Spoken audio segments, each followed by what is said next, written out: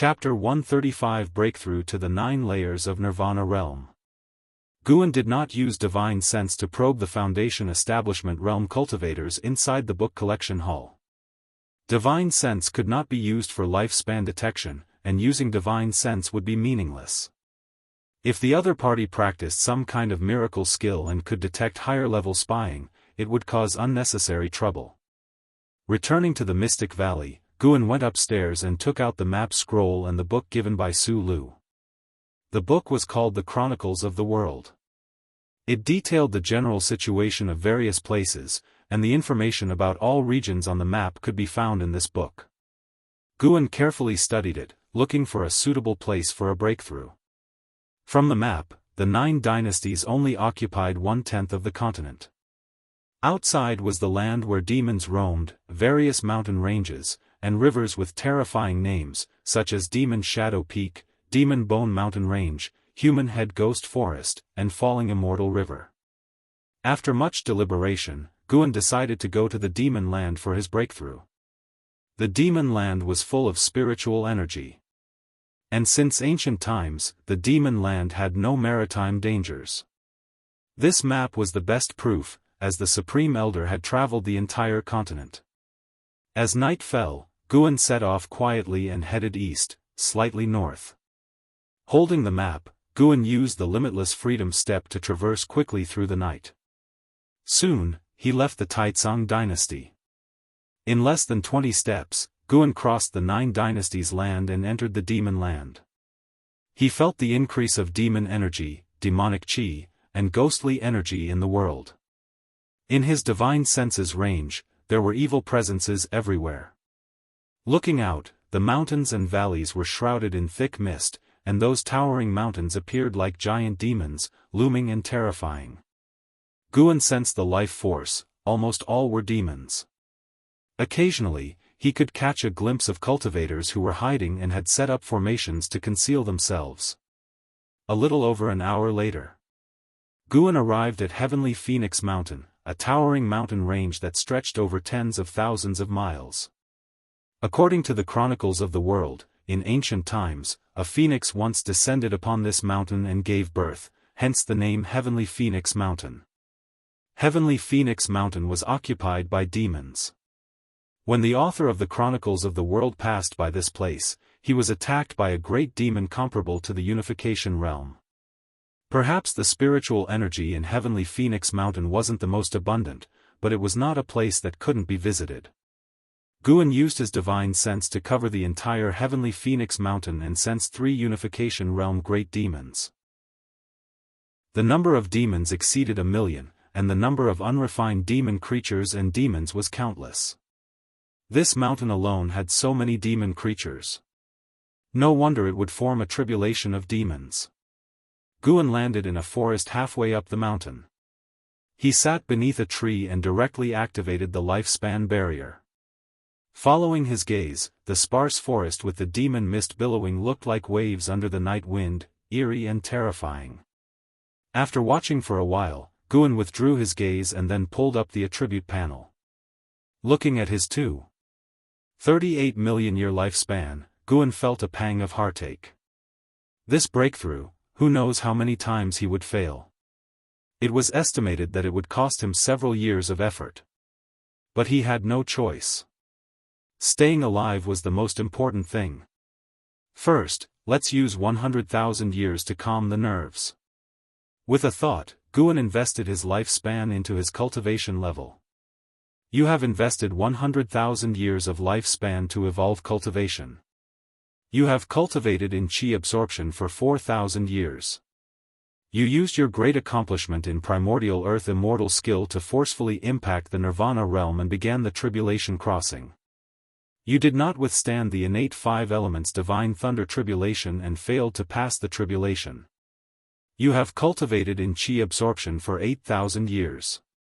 You used your great accomplishment in primordial earth immortal skill to forcefully impact the Nirvana realm and began the tribulation crossing. You did not withstand the innate 5 elements divine thunder tribulation and failed to pass the tribulation. Good grief! 4,000 years for each tribulation crossing? No wonder the Nirvana realm was the first major obstacle of the Immortal Path 9 tribulations. As the notifications came quickly, Gu An's expression did not change.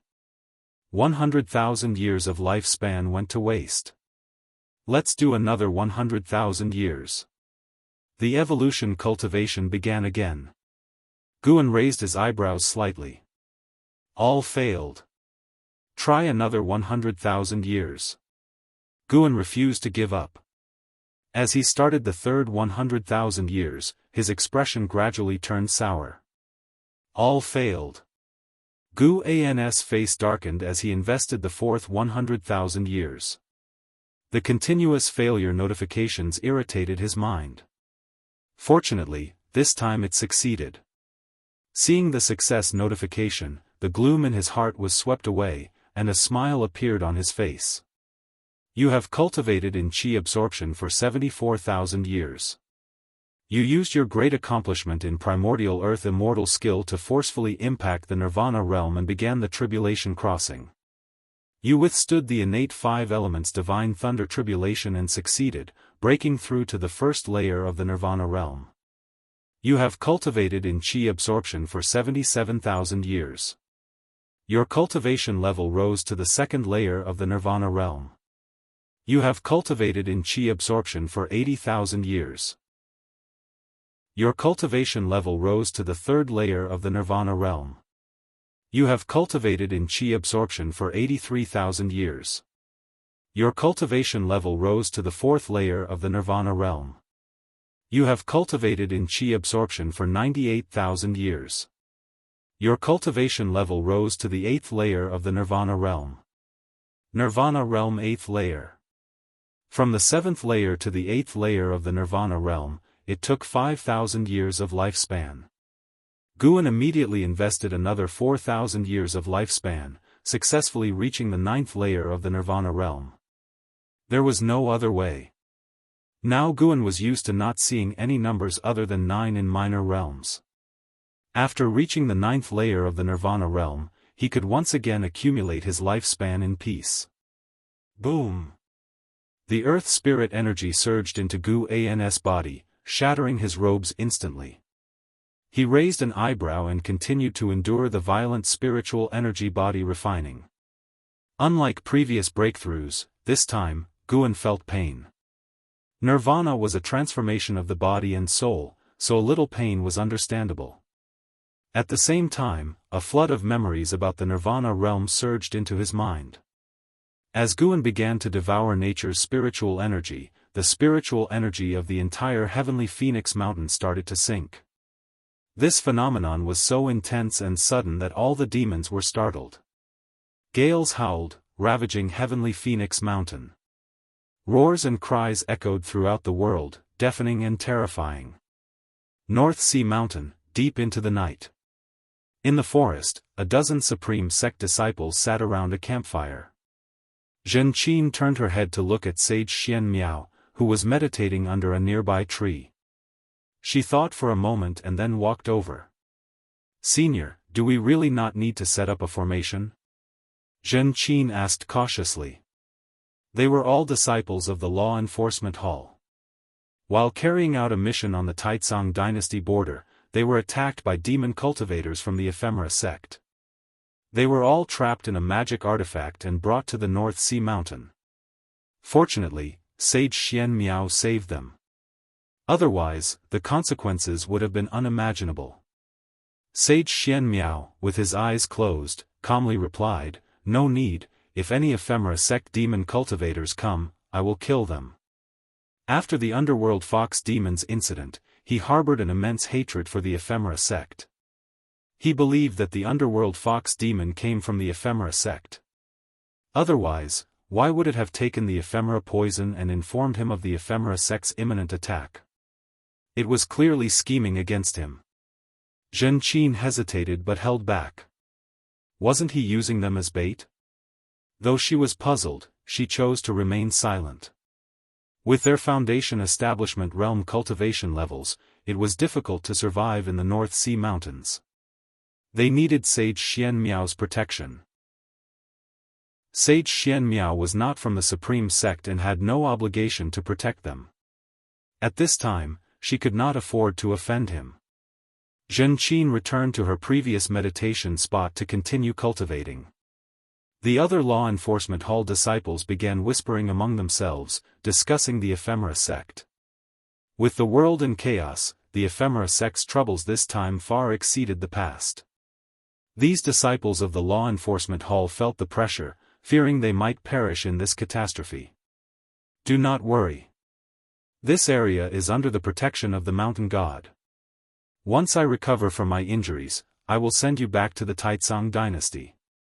Sage Xianxia's voice echoed, drawing the attention of all the disciples. A male disciple curiously asked, "Mountain god? What mountain god?" Sage Xianxia replied, "Naturally, the mountain Immortal. As for its location, I will not tell you." The disciples looked at each other, thinking Sage Xianxia was acting strange. Had he injured his head? Even Zhenqin thought Sage Xianxia had a problem with his mind. For a moment, the forest fell into silence.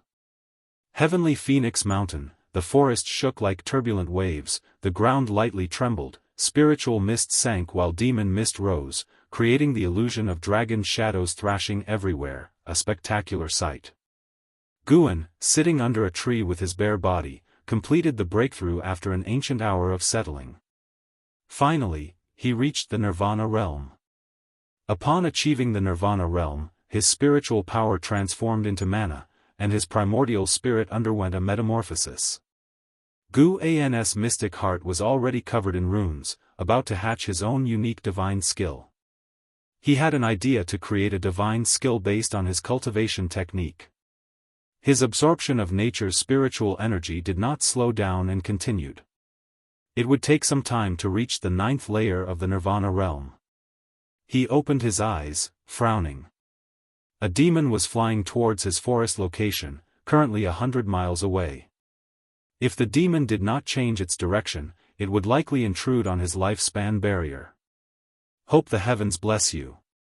If you intrude, even if you and I have no enmity, you will die.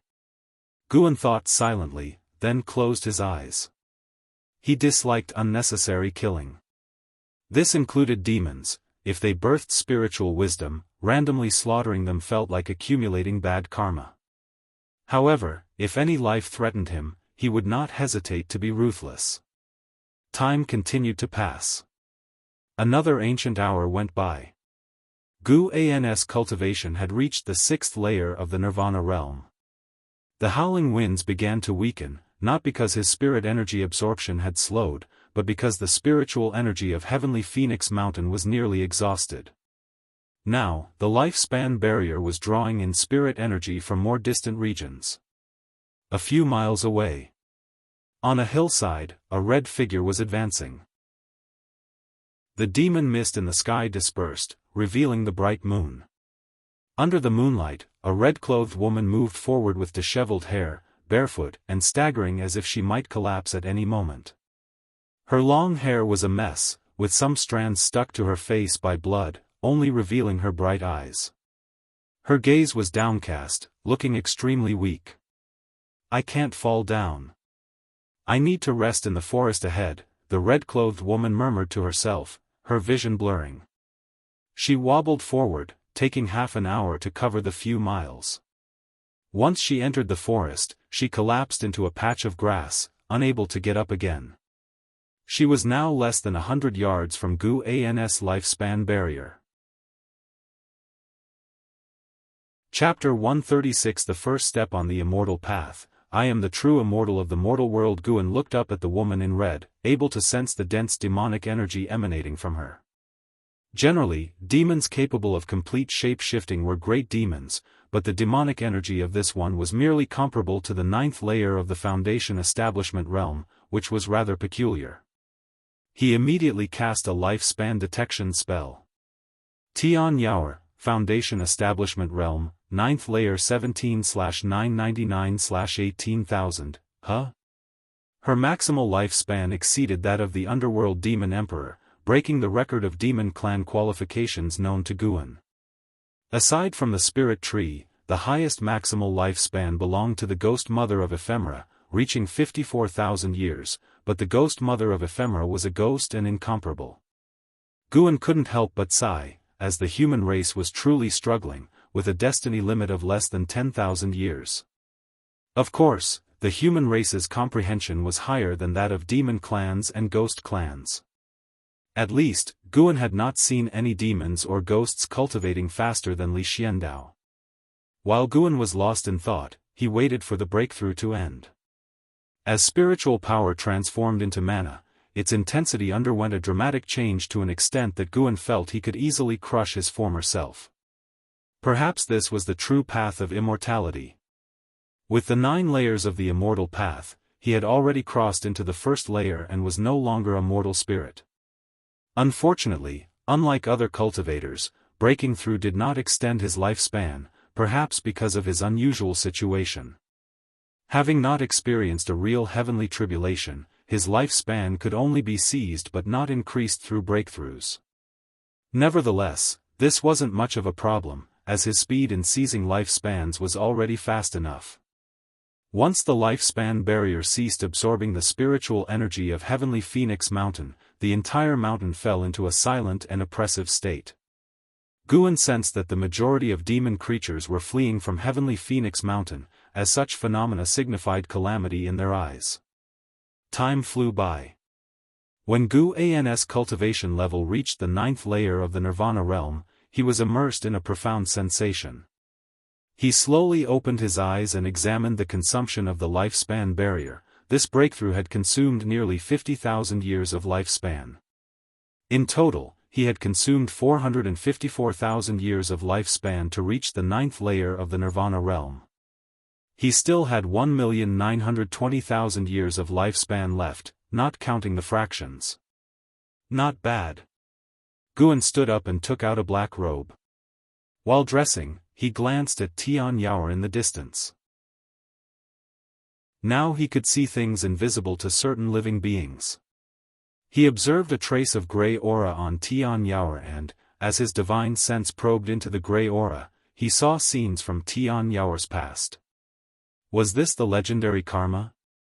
Guan began to glimpse into Tian Yaoer's past, so he did not immediately dispel the lifespan barrier. After the breakthrough, the consumption of the lifespan barrier significantly slowed down, and leaving it active a bit longer wouldn't cause much loss. After dressing, Guan dispelled the lifespan barrier and walked towards Tian Yaoer. His insight into karma wasn't very strong, only allowing him to explore the karma of the past decade for Tian Yaoer, unable to deduce the future. Glimpsing the karma of the past decade was already quite impressive. In just a few breaths, the past decade of Tian Yaoer's life unfolded before his eyes. Guan approached Tian Yaoer, bent down to embrace the unconscious Tian Yaoer, and then walked out of the forest. The moonlight bathed them, stretching their shadows far behind. Tian Yaoer had a nightmare, dreaming that she was surrounded by a group of demons who wanted to tear her apart and boil her into soup to offer to the demon mother. She jolted awake, sitting up from the ground, gasping for air. Instinctively glancing around, she found herself in a cave. Her eyes were drawn to the fire, where a figure sat meditating beside it, causing her to shrink back and press against the wall in fear. "You," Tian Yaoer stammered, unsure of what to say, still shaken.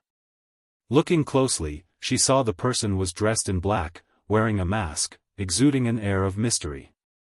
It was Guan. At that moment, Guan was deeply immersed in the overwhelming power of the Nirvana realm. His divine sense covered vast lands, even allowing him to see the entirety of the 9 dynasties' territories from Heavenly Phoenix Mountain, a sensation he found utterly fascinating. Was this the realm of immortal path? Guan felt like a true immortal of the mortal world, omnipotent. Tian Yaoer's gaze shifted to a bottle of elixirs on the ground. After a moment of hesitation, she stepped forward carefully, picked up the bottle, and opened it. The fragrance of the elixirs made her eyes light up, and she immediately poured the elixirs into her mouth. After swallowing the elixirs, she felt her energy recover significantly, an indescribable sensation washing over her. She felt refreshed and invigorated.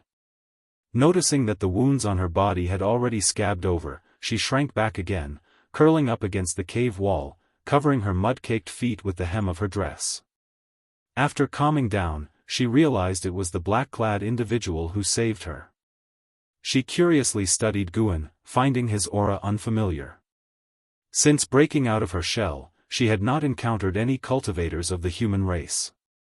She had been raised by the demon mother since childhood, and the red dress she wore was also passed down from the demon mother. After a while, Guan withdrew his divine sense and slowly opened his eyes.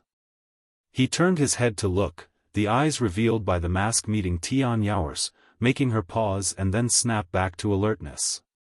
"Thank you for saving me, Senior," Tian Yao said timidly, like a small kitten. Guan asked, "What are your plans now?"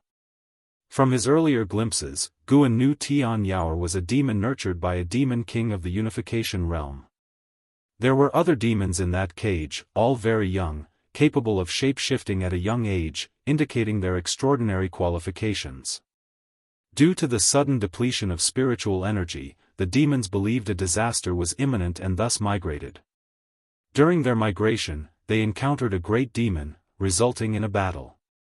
Amidst the chaos, Tian Yao escaped. Subsequently, she fled all the way to Guan. Perhaps due to their shared lack of parents, Guan felt a tinge of sympathy for Tian Yao and did not leave immediately. Tian Yao hesitated, unsure how to respond, feeling lost. "I'll give you two options. 1. I take you out of Heavenly Phoenix Mountain to a distant place for you to survive. 2. You serve me from now on. In return, I will ensure your safety." Gu An's voice resonated, and upon hearing it, Tian Yao showed signs of internal conflict in her eyes. Tian Yao gritted her teeth and asked, "Can you avenge me? My parents were killed by the demon mother. If you can avenge me, I'll follow you forever. The Heaven Phoenix demon mother is too powerful. I'm not her opponent, but I can teach you cultivation techniques. You can avenge your own parents in the future," Guan replied. The Heaven Phoenix demon mother was in the Unification realm, certainly not someone Guan could defeat at present, but he didn't want to reveal his full strength. From Tian Yao's memories, there were hints that the Heaven Phoenix demon mother had lived for thousands of years. Killing her would likely only yield a 2-digit lifespan gain, not worth exposing his cultivation level. Even though Guan intended for Tian Yao to manage his new cave mansion, he preferred not to reveal his true power. One must always hold something back. Currently, he was only in the first realm of the immortal path, far from being invincible. What if someone traveled through time in the future to kill him? He wanted to ensure that no one would ever know when he truly became powerful. Tian Yao showed a look of disappointment in her eyes, but after reconsidering, it made sense. She had never heard of anyone mightier than the Heaven Phoenix demon mother. She cautiously asked, "If I follow you and cultivate, will I have a chance to avenge them?" "You'll at least have a better chance, won't you?" "All right, I'll follow you." Immediately, Guan waved his sleeve, and the vacant ground behind him suddenly collapsed, soon filling with water to form a pool. "Go wash up," Guan said, standing up and heading towards the cave's entrance. Tian Yao hurriedly got up and nervously asked, "Where are you going?" "Just to take a look outside." "I'll come back after you're done," Guan responded without stopping, merely waving his hand. Tian Yao watched his retreating figure, hesitating to say more. For some reason, Gu An's attitude made her feel more favorable towards him. Maybe following him would be better than her previous life. Tian Yao turned to the pool, gazing into it, wondering in surprise, he seems really powerful, is he truly no match for the demon mother? Elsewhere. Guan stepped out of the cave, sunlight pouring down on him. Standing halfway up the mountain, surrounded by flora, his view was unhindered. Looking out, he saw an array of mountains and rivers, enveloped in dense mist, resembling an immortal realm. It was difficult to associate such a beautiful scene with the demon land. Gu An's divine sense spread out, searching for a suitable place to establish his cave mansion. Today, he planned to create an underground cave mansion, settling Tian Yaoer before he returned. Fortunately, he had already prepared all kinds of formation materials, enough to set up a concealed cave mansion, which he would continue to refine over time. Soon, he located a spirit lineage, deciding to establish the cave mansion beside it. Leaving behind a yin-yang clone, his true self disappeared into thin air. Half an hour later, Tian Yaoer crouched by the fire, hugging her knees. Firelight illuminated her delicate face as she stared into the flames, lost in thought. When she heard footsteps from the cave's passage, she snapped out of her daze and quickly stood up. Moments later, Guan entered the cave chamber. Seeing the cleaned-up Tian Yaoer, he felt satisfied internally. She looked pleasing enough to manage the cave mansion, serving as an eye-pleaser. With a wave of his sleeve, a breeze blew towards Tian Yaoer, causing her long hair to flutter and her clothes to swell, compelling Guan to avert his gaze. Tian Yaoer felt her hair suddenly fluff up, her clothes drying, and all traces of moisture on her body disappearing. Guan raised his hand, beckoning her into the air, grabbing her shoulder, and the two vanished from the cave. Tian Yaoer felt as if the world was spinning, an uncomfortable sensation preventing her from opening her eyes, with her divine sense unable to extend, prompting her to instinctively grab Gu An's belt tightly. Soon, she felt her feet touch the ground, the discomfort dissipating. She opened her eyes, and her eyes widened in disbelief. They had arrived in a vast underground space, similar in size to the Mystic Heaven Cave Mansion, with various spirit stones encrusted on the walls, glowing and imbuing the air with dense spiritual energy, making Tian Yaoer feel at ease. This cave mansion was personally carved out by Guan, appearing as though naturally formed, with an environment that seemed crafted by supernatural forces. From now on, you'll live here. Rest and recover first, don't go outside. This is still Heavenly Phoenix Mountain. If you get bored, you can read these books. Guan produced books like Investiture of the Gods and Supreme Immortal Venerable from his sleeve and placed them on the ground. With that, he disappeared into thin air.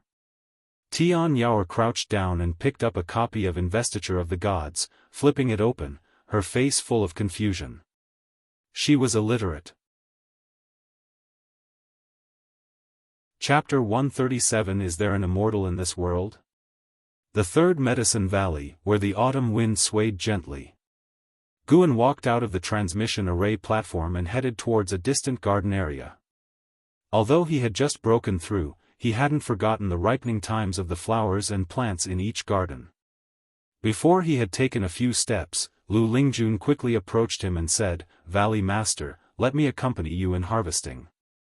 Guan nodded, having no objections. After walking several miles forward, Guan began to bend down to pick, while Lu Lingjun took out a bamboo basket, ready to receive. "Valley Master, with the world in chaos, should I go out and make a name for myself?" Lu Lingjun suddenly asked. So it was about this, no wonder she was suddenly attentive.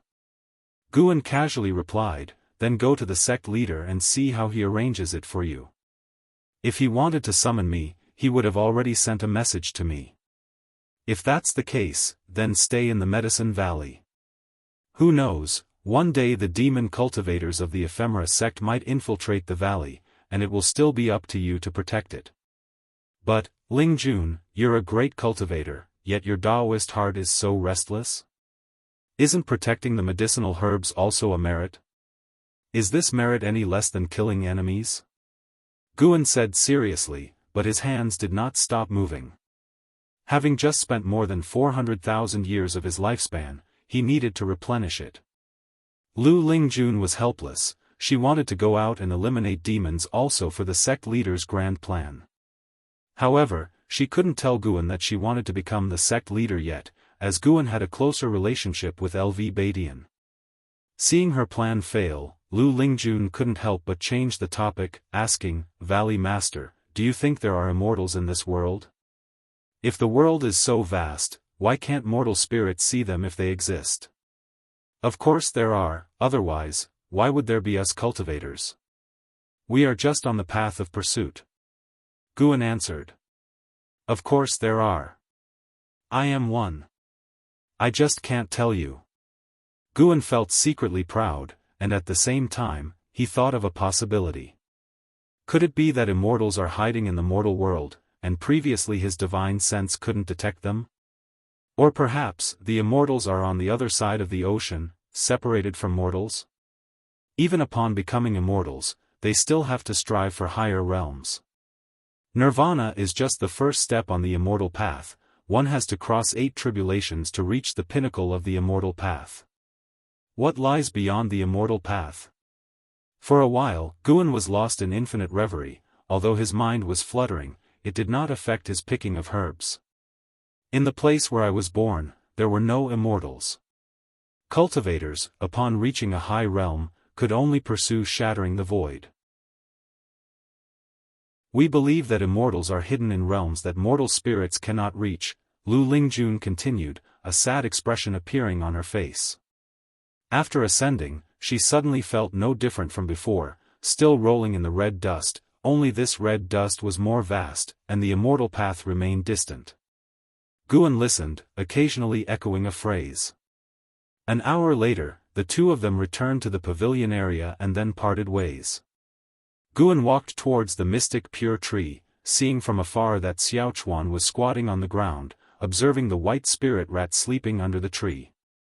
Although Xiaochuan raised quite a few demon beasts, his favorite was the white spirit rat, but the white spirit rat did not like to interact with him. Guan suddenly noticed that Xiaochuan's back seemed to have aged. Xiaochuan was only 3 years younger than Guan, now already 70 years old, and had not yet reached foundation establishment. How could he not show signs of aging? Guan had once given Xiaochuan a youth-preserving pill, but it could only keep his appearance youthful. Xiaochuan's demeanor and mindset had begun to age. This made Guan feel a bit trance-like. 100 years from now, Xiaochuan would leave him. Xiaochuan didn't like to practice, and Guan couldn't force him. Fortunately, even if Xiaochuan couldn't achieve much in immortal cultivation, he still led a happy life.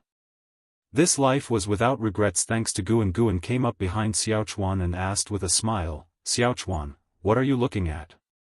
If you want to hold it, just pick it up." Xiaochuan looked up, helplessly saying, "It has a bad temper. Last time I tried to hold it, and it scratched me." "Oh? Why didn't you tell me?" "The rascal."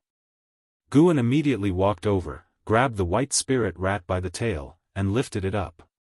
The white spirit rat awoke, and when it saw that it was Guan, it stopped struggling immediately. Guan placed it into Xiaochuan's arms and warned it with his eyes not to resist. The rat reluctantly curled into a ball.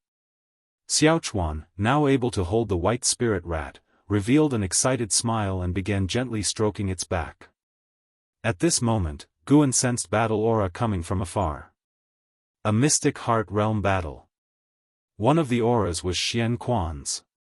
He only glanced at it, having no intention of intervening. As long as the Mahayana realm cultivators of the ephemera sect did not make a move, he was too lazy to step in. This was the calamity of the 9 dynasties, not his alone, and he couldn't let Supreme Sect develop a dependency on Sword Venerable Fudao. After chatting with Xiaochuan for a little while longer, Guan finally left. Xiaochuan put down the white spirit rat, which then quickly ran back to the mystic pure tree to continue sleeping. Xiaochuan turned his head, staring at Guan's back.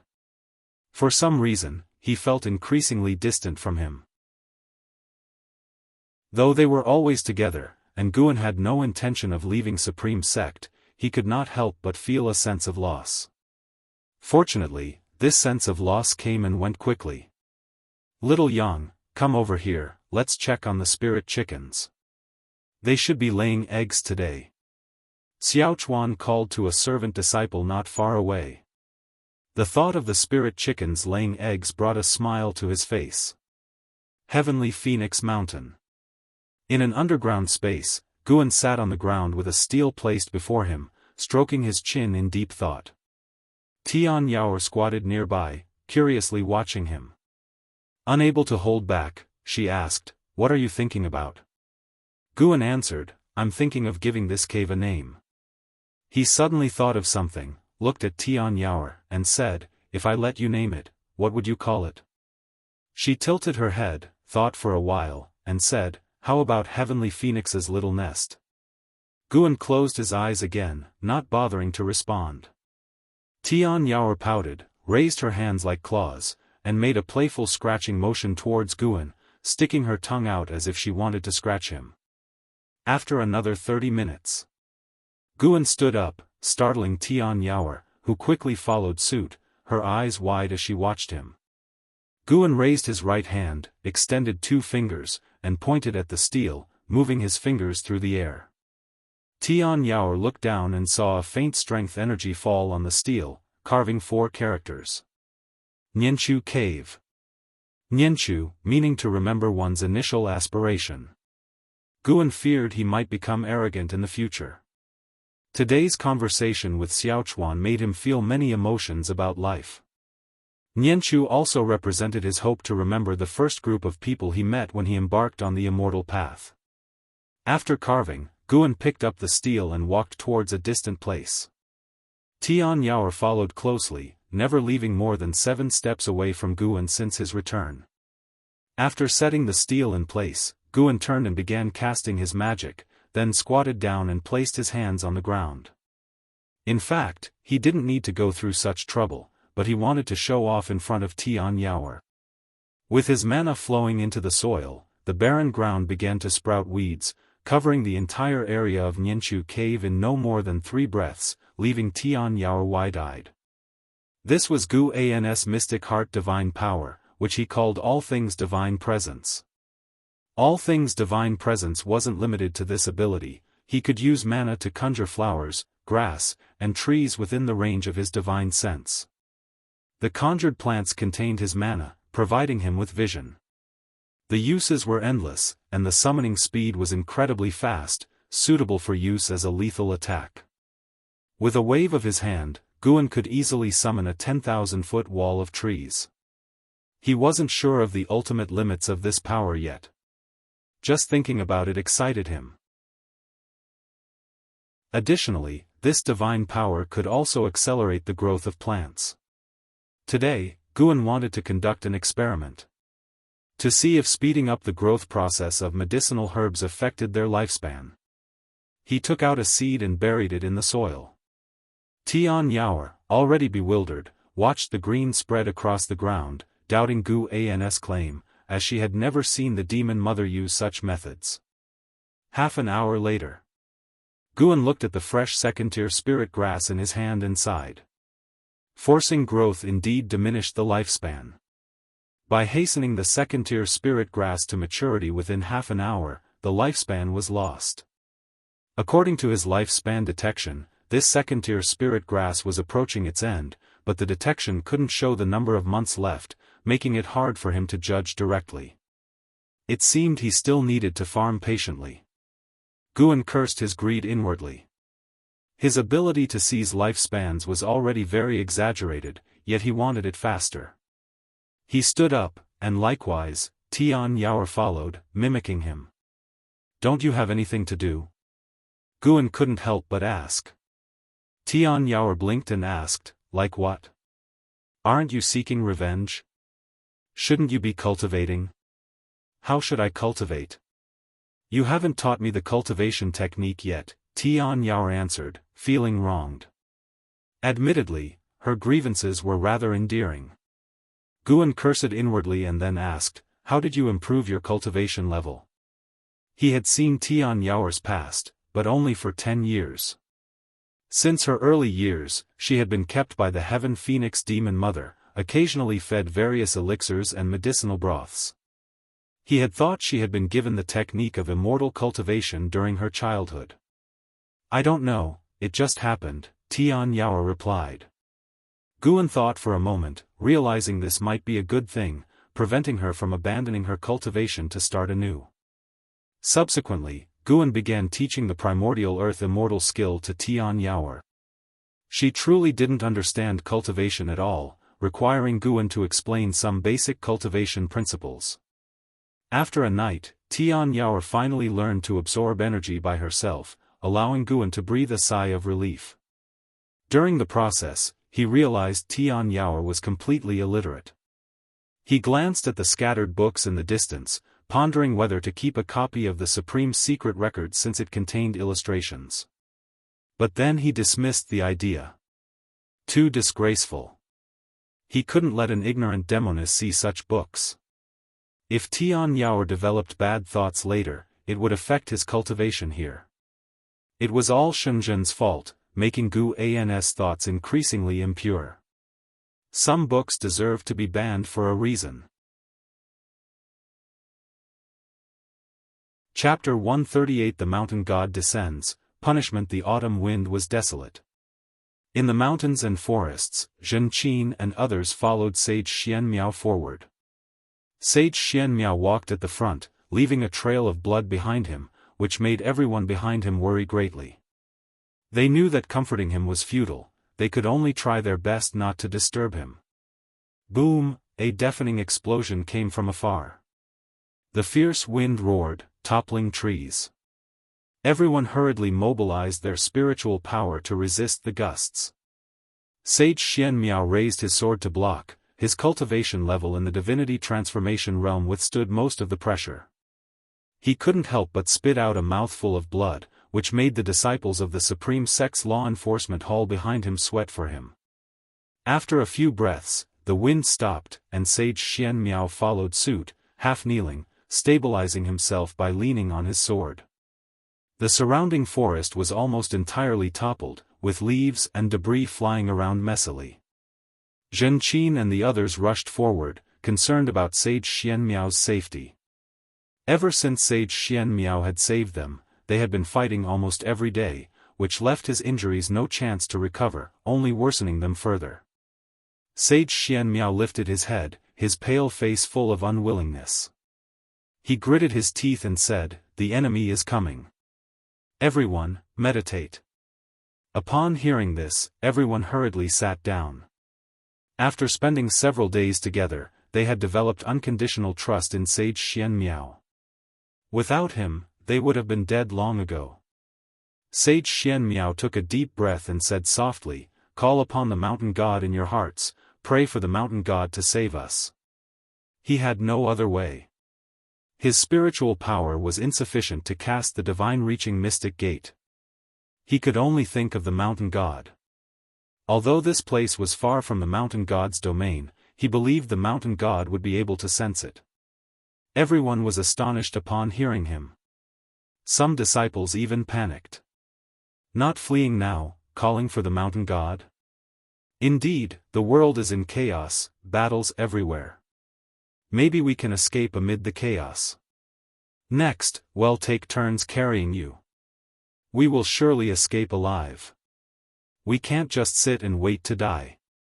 Is there really a mountain god in this world? If there was, why would the ephemera sect run rampant? The more the disciples spoke, the more agitated they became. They could also feel a powerful aura approaching. Sage Xianmiao said, "We can't escape, they have already locked onto us. Sit quickly, do as I say, and there's still a chance. If we delay and they capture us, we will neither live nor die." Upon hearing this, the disciples could only grit their teeth and sit down. Zhen Qin sat among the crowd, closed her eyes, and began calling out to the mountain god in her heart. She did not want to die here. For a moment, everyone sat on the ground, calling the mountain god's name in their hearts.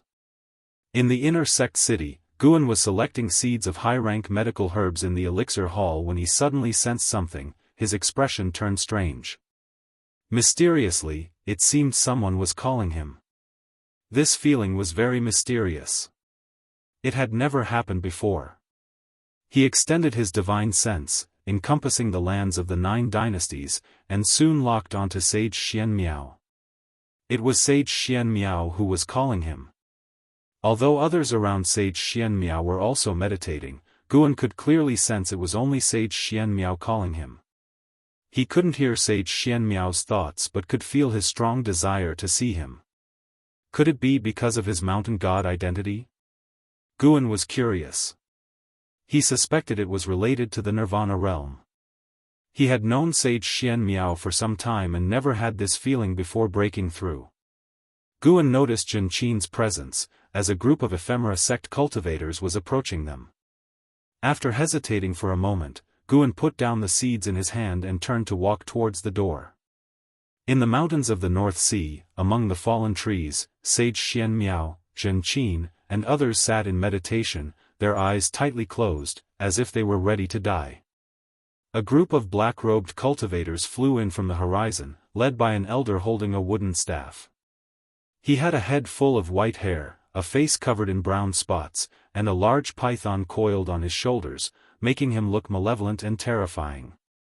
He looked down at Sage Xianmiao and said, "Sage Xianmiao, are you surrendering?" He hadn't attacked immediately. According to the information, Sage Xianmiao possessed a divine skill capable of summoning great cultivators.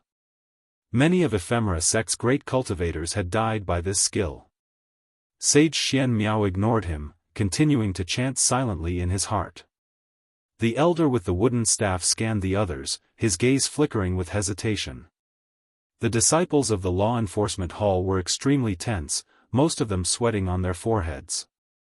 They didn't dare to open their eyes and could only frantically call the mountain god in their hearts, or pray for a miracle. After a while, the elder with the wooden staff snorted coldly. He raised his staff, and in an instant, demonic chi surged from the bottom of the staff, quickly covering the sky for 10 miles around. The disciples of the Supreme Sect's law enforcement hall sensed something and opened their eyes. In their view, it was as if they had suddenly been plunged into night, with the ephemera sect cultivators in the air looking like deathly ghosts, staring down at them. Everyone was extremely tense, their faces filled with despair and fear, including Zhenqin. Sage Xianmiao also opened his eyes, sighed, and looked towards the sky, his gaze becoming calm. Disappointed? A voice entered Sage Xianmiao's ear, making him instinctively turn his head. Immediately, he widened his eyes, full of surprise and joy. Mountain God. Others turned their heads when they heard those words. When their eyes fell on Sage Xianmiao's shoulder, they all widened their eyes. On Sage Xianmiao's left shoulder stood a small man in white, wearing an opera mask, whose head was not even as high as Sage Xianmiao's ear. Some disciples thought they were hallucinating, some even rubbed their eyes. The elder with the wooden staff frowned deeply, also seeing the small man in white. The other ephemera sect cultivators started murmuring. It was their first time seeing such a small person. When they used their divine sense to probe, they couldn't see the small man's true form and felt no aura of evil from him. Guan leaped from Sage Xianmiao's shoulder and landed on a nearby crooked tree. Sage Xianmiao hurriedly bowed to Guan, saying, "Please, Mountain God, save us. The ephemera sect has committed numerous atrocities and even plans to sacrifice the people of the 9 dynasties. This is an abomination. Please save the world's common people." The disciples of the law enforcement hall came to their senses and all turned to kneel before Guan. Zhenqin also knelt, feeling a strange sense of kinship towards the small man in white. Mountain God? Posing as a deity. I advise you not to meddle. The elder with the wooden staff glared at Guan, coldly threatening him. Guan ignored the threat of this unification realm great cultivator. He turned to Sage Xianmiao, leisurely saying, "The mountain god does not save the common people, only guards a single land. You are not of this land, yet you ask me to save you. It is against the celestial rules." Sage Xianmiao quickly replied, "If you help, we will offer you our worship." Sincerity is effective. Guan turned to the elder with the wooden staff, too lazy for further words. He raised his right hand, palm facing up. As he raised his hand, the earth trembled violently, astounding everyone. Boom! Boom! Boom! Huge tree roots broke through the ground, rushing toward the sky like a horde of serpents, forcing the elder with the wooden staff to dodge. Other ephemera sect cultivators couldn't evade in time and were pierced by tree roots, their bodies shattered, blood spraying through the air. The demonic chi in the sky dissipated instantly, sunlight pouring down. Upon seeing the spectacle ahead, Zhenqin and the rest were all stupefied, even Sage Xianxia was moved. One by one, giant trees shot up to the sky. Looking to both ends, one couldn't see the end, as if a green mountain suddenly rose, piercing the clouds, shocking everyone's eyes. The elder with the wooden staff quickly dodged, wielding his wooden staff and casting imposing spells. Demonic chi surged, shaking the heavens. But in less than 3 breaths, he was entangled by thick vines. He was shocked to find his spiritual power suppressed within, unable to be released. How could this be? Could it really be the mountain god? The elder with the wooden staff widened his eyes in despair, and soon, his face was covered by vines, and eventually, his figure vanished within the intertwined branches, merging with the trees. From above, the land within a 100-mile radius was dense with giant trees intertwining, forming a mountain of trees that stunned every witness. Sage Xianxia stared at the tree mountain. Even with his eyesight, he couldn't determine the height of these trees. Lines of prompts began to appear before Gu An's eyes. A small harvest. All these people combined barely account for 5,000 years of lifespan. Guan withdrew his hand, causing the terrifying and magnificent tree mountain to dissolve, transforming into countless green light stars that quickly disappeared. The huge chasm like an abyss in front showed that the previous scene was real. The disciples of the law enforcement hall looked at Guan again with eyes filled with reverence and incredulity. Such a small figure yet capable of godlike feats, truly the mountain god. Even stronger than the legend. Guan looked at Sage Xianxia, stroked his chin, and pondered, "I told you not to reveal my existence. I must punish you." Sage Xianxia took a square wooden box from his storage bag and said, "I am willing to be punished. This treasure is a token of gratitude for the mountain god's help." Guan raised his hand, moving the wooden box in front of him, then putting it into his storage bag. He had many storage bags and specifically used another to avoid Zhenqin's notice. He leaped, flying to Sage Xianxia, gently tapped his forehead, and said, "The punishment is a 1-year drop in your cultivation level." In a flash, Sage Xianxia's face changed as his cultivation level quickly dropped, falling all the way to the Foundation Establishment realm. It was Gu An's divine skill, the path of returning primordial spirit. This skill, awakened by the primordial reincarnation skill, could seal someone's cultivation. Zhenqin and the others sensed Sage Xianxia's rapid drop in cultivation and were all shocked. When Guan looked at them, they took out their treasures to offer him, promising not to reveal the mountain god's existence to anyone. Guan waved his sleeve, collecting all their offerings, then another wave of his sleeve sent a breeze sweeping them towards the horizon, including Sage Xianxia. Mortals and immortals are separate. If you break your promise, even if you hide to the ends of the earth, I will find you. Gu An's voice echoed in the ears of every law enforcement hall disciple. Chapter 139, Immortal Path Techniques. The eve of the final battle, Guan manipulated the breeze formed by his mana to gently deliver Sage Xianxia, Zhenqin, and the others to the border of the Taizong dynasty, before withdrawing his thoughts and then disappearing from the spot. This time, he mainly acted for Zhenqin. However, the feeling of taking action was quite nice. It made him truly feel the power of the immortal path. No wonder the Nirvana realm is so special. Without experiencing Nirvana, human cultivators cannot live past 10,000 years. The difference between Nirvana realm and Mahayana realm is not just the strength of spiritual power, but a comprehensive disparity. After returning to the supreme sect, Guan continued to procure medicinal herbs in preparation for planting at Nianchu Cave. Before sowing, he had to properly instruct Tian Yaoer. Now he already possessed some methods akin to immortals, no longer needing to teach Tian Yao hand by hand. He only needed to point his finger at her forehead to transmit a large amount of information into her mind.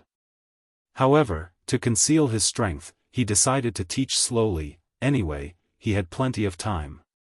On the other side, beside a large river, the disciples of the law enforcement hall looked at Sage Xianmiao with words stuck in their throats. They could hardly care about the joy of surviving the catastrophe, they were more worried about Sage Xianmiao being distressed. If not for saving them, how could Sage Xianmiao have ended up in such a state? Sage Xianmiao washed his face, stood up, and smiled at everyone, saying, "You don't need to worry about me. My cultivation was merely sealed by the mountain god for a year. Indeed, this was my ordeal due to my failure to keep my promise." The disciples all spoke up, taking the responsibility onto themselves, but Sage Xianmiao merely laughed freely. Having his cultivation suppressed to the Foundation establishment realm did not cause him any pain, on the contrary, he felt more exhilarated. Now he was completely convinced that the mountain god was a true immortal. The mountain god's methods made him feel incredulous and also very excited. The road of immortal cultivation can truly lead to success. Alright, everyone, now that we have returned to the Taizong dynasty, it is time to part ways. Remember, do not reveal the existence of the mountain god to anyone. Sage Xianmiao cupped his hands as he spoke. All the disciples hastily returned the salute and promised not to reveal it. Considering that even someone as strong as Sage Xianmiao had his cultivation sealed, how could they dare to provoke the mountain god? They shared the same feeling as Sage Xianmiao, one of excitement, for they had seen unprecedented hope. The path to immortality is vast. Whether there are immortals has always been a persistent debate in the immortal cultivation world. Having witnessed immortals, they would be more steadfast than others. Autumn passed, winter arrived, and snow gradually covered the mystic valley. Zhen Qin came back to visit him, telling him about the chaos outside. There are just too many people in the ephemera sect, even with the combined forces of 9 dynasties, they can't kill them all, Zhen Qin sighed. She was only a Foundation establishment realm cultivator, and the situation she could see was limited. Guan often witnessed battles in the Mystic Heart realm. Now, great cultivators in the Mystic Heart realm were stationed all over the world. The number of Mystic Heart realm cultivators in the 9 dynasties had already exceeded 20 and was still increasing. The same was true for the ephemera sect. The Mystic Heart realm was in a stalemate, causing the wars below to be deadlocked. This would be a protracted war lasting for years. Guan was not in a hurry, he was just waiting for that Mahayana realm cultivator to show up, and the moment he did, he would kill him. His divine sense could cover the entire 9 dynasties, but the main lineage of the ephemera sect was inside the 9 Nether Road, so he hadn't detected the Mahayana realm cultivator's whereabouts yet. He did not plan to go into the 9 Nether Road to capture him, he wanted to wait until the other party revealed himself so that news of his death could spread. At that time, the ephemera sect, leaderless, could only disperse. After Zhen Qin finished speaking, Guan poured her a cup of tea and asked with a smile, "Why do you seem so excited? Compared to before you left, your spirit state is completely different." Zhen Qin laughed and said, "Although there is killing everywhere outside, after this experience, I found greater motivation for cultivation. Master, I plan to go into seclusion next. Our batch of disciples has completed our mission, and the law enforcement hall allows us to rest next." Guan took out a few bottles of elixirs from his storage bag, handed them to her, and said, "Cultivate well. In the future, Master will rely on you."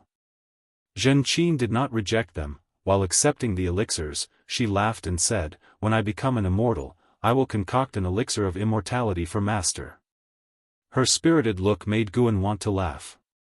Since the departure of Su Han and Yi Yan, Zhen Qin often came to Mystic Valley, still treating it as her home. Guan never felt annoyed, he was always happy to see her.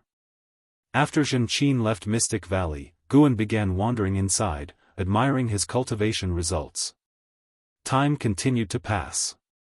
Although the immortal cultivation world was in chaos, the supreme sect was not attacked, and Guan's days in the sect were still leisurely. After the end of the year came the new year. That year's spring festival was not as lively as in previous years. Guan could only celebrate with the servant disciples.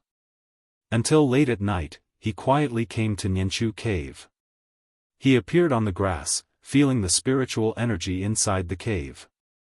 With a satisfied expression, he noted that the spirit-gathering array he set up began to take effect.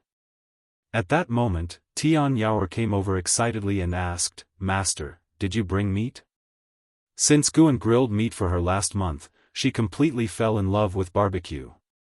Each time he came, she would ask if he brought meat. Nianchu cave had no entrance, so Tian Yaoer couldn't get out, she could only cultivate and wait. "I brought it, but first, we need to plant. Based on your performance, I will decide how much meat you get to eat," Guan replied, making Tian Yaoer roll her eyes. Then, Guan began planting with Tian Yaoer, teaching her by example. After teaching once, Guan watched Tian Yaoer plant, which took half the night. Guan found that Tian Yaoer had a knack for planting. She might look daft, but she was meticulous and skillful. After the planting, Guan took out a leg of lamb and various special seasonings, making Tian Yaoer's eyes light up as she eagerly fetched firewood. 30 minutes later. Tian Yaoer squatted on the ground, gnawing on a grease-dripping leg of lamb while staring at another leg roasting on the fire. "They're all yours, eat slowly," Guan couldn't help but laugh. Why did he feel like he was raising a cat? Actually, Tian Yaoer was not a cat demon but a bird demon. Judging from her lifespan, Guan suspected she had the phoenix blood lineage. Tian Yaoer chewed the meat and asked in a muffled voice, "Master, why did you come to Heavenly Phoenix Mountain?" Although they had been together for months, she still knew nothing about Guan. Seeing him in a good mood today, she gathered the courage to ask. "Heavenly Phoenix Mountain is vast and rich in resources. I came specifically for medicinal herbs. What we're planting now is what I gathered in Heavenly Phoenix Mountain." "Master, do you know alchemy?" "Of course. The demon mother's subordinate has a demon skilled in alchemy, who enjoys her favor. Can you teach me alchemy in the future?" "It depends on your performance." "Master, where do you come from?" In the quiet cave, the conversation between the person and the demon echoed, and the firelight projected their shadows on the cave walls, constantly flickering. Tian Yaoer looked at Guan, feeling unprecedentedly relaxed. Though still trapped in the cave, she felt at ease with Guan and no longer fearful. In the days that followed, Tian Yaoer memorized all the cultivation details, making Guan no longer need to come to Nianchu cave every night. In Guan's absence, Tian Yaoer diligently cultivated, fearing his disappointment and abandonment. Therefore, she never slacked off since she started cultivating. In the blink of an eye, half a year passed. 74-year-old Guan's lifespan had reached over 2 million years, and everything was moving in a favorable direction. On this day, Guan came to the outer gate city to submit the previous year's harvest from Mystic Valley. After leaving the Elixir Hall, he overheard disciples discussing major events in the immortal cultivation world. It was said that the Ephemera sect had set up a huge altar in Wanji Forest of the Taichun dynasty, preparing to sacrifice living people. Now in all dynasties, people were disappearing, and various sects from the other 8 dynasties were heading towards the Taichun dynasty. Everyone sensed a major battle approaching. Through divine sense, Guan saw that altar. It was indeed large, occupying 100 miles in radius. At the altar's center stood a great cauldron with a large flag inside, filled with countless vengeful souls. Around the altar, there were as many as 40 great cultivators of the mystic heart realm stationed. It seemed that the Ephemera sect was making a last-ditch effort. This also indicated that the Mahayana realm cultivator would soon appear. Guan retracted his divine sense and walked towards Wu Ju's residence. Though Wu Ju had become an inner sect disciple, he hadn't sold his villa in the outer gate city, only that he wouldn't usually stay there. He felt Wu Ju's presence, indicating that Wu Ju was waiting for him. Upon arriving at the courtyard, Wu Ju, who was practicing martial arts, looked at Guan entering the courtyard and smiled, saying, "You finally came. I thought I wouldn't see you before I left." Wu Ju's lifespan hadn't increased, but his cultivation had reached the first layer of the core formation realm. After closing the door, Guan turned to Wu Ju and asked with a smile, "Why are you waiting for me?" "Master plans to take me to the Taichen dynasty to eradicate the ephemera demon path. Taichen is far from Taicang, and once we leave, who knows how long it'll take to return, so I wanted to bid you farewell." Wu Ju stopped practicing and replied. He pretended to be calm, but Guan could see his inner tension and fear. To be honest, Wu Ju hadn't experienced a life-or-death battle yet, and he feared the ephemera sect because his master was slain by them. "A talent like you should have no trouble staying behind, right?" Guan asked. Wu Ju shook his head and said, "The ephemera sect is powerful, the supreme sect must bring its full strength to eradicate the demons, and I have personal reasons that I must go." His eyes were firm. He wanted to avenge his master. Though he didn't know which demon cultivator of the ephemera sect killed his master, it didn't matter to him, as long as the ephemera sect was annihilated, he considered it revenge. "Then you must be careful. The demon path's methods are countless and unscrupulous, you can't just judge strength by cultivation level," Guan began to advise. Listening to his lengthy speech, Wu Ju did not find it tedious at all, instead, he smiled. With such a brother, he had to go. If the ephemera sect's sacrifice succeeded, the demon cultivators would eventually invade the supreme sect, endangering Guan. Subsequently, Wu Ju began to talk about the scale of the supreme sect's expedition this time. The sect leader dispatched 1/3 of the inner sect disciples to Wanji Forest, illustrating the importance attached to this mission. None after saying goodbye to Wu Ju, in the following days, Guan could see many supreme sect disciples flying over the Third Medicine Valley and Mystic Valley. The supreme sect had started going to war. Guan stood on the balcony, looking into the distance. He could see the Wanji Forest erupting into battle, with the sects that had arrived first launching an offensive against the ephemera sect. Unfortunately, 40 Mystic Heart Realm great cultivators joined forces, becoming nearly invincible. Ultimately, the various dynasty cultivators returned defeated, waiting to gather more strength. Guan then looked towards the dustless wasteland, reoccupied by the ephemera sect. Continuous streams of ephemera sect cultivators flew out from the entrance of the Nine Nether Road, all heading toward the Taichen dynasty. The 9 dynasties comprised of Taicang, Great Yu, Chentang, Tianwei, Taichen, Hanlu, Great Zhao, Great Jiang, and Wuzhen. The Taichen dynasty was relatively weak, situated at the center of the 9 dynasties with a vast territory, now occupied by the ephemera sect. From a macro perspective, Guan saw that around the Taichen dynasty, cultivators were continuously heading to provide support, a very spectacular sight. As Guan watched, he couldn't help but feel his blood boil, wanting to join in the excitement. However, he needed to guard his Medicine Valley, as that was the most important task. Moreover, if he acted prematurely, that Mahayana cultivator might not show up.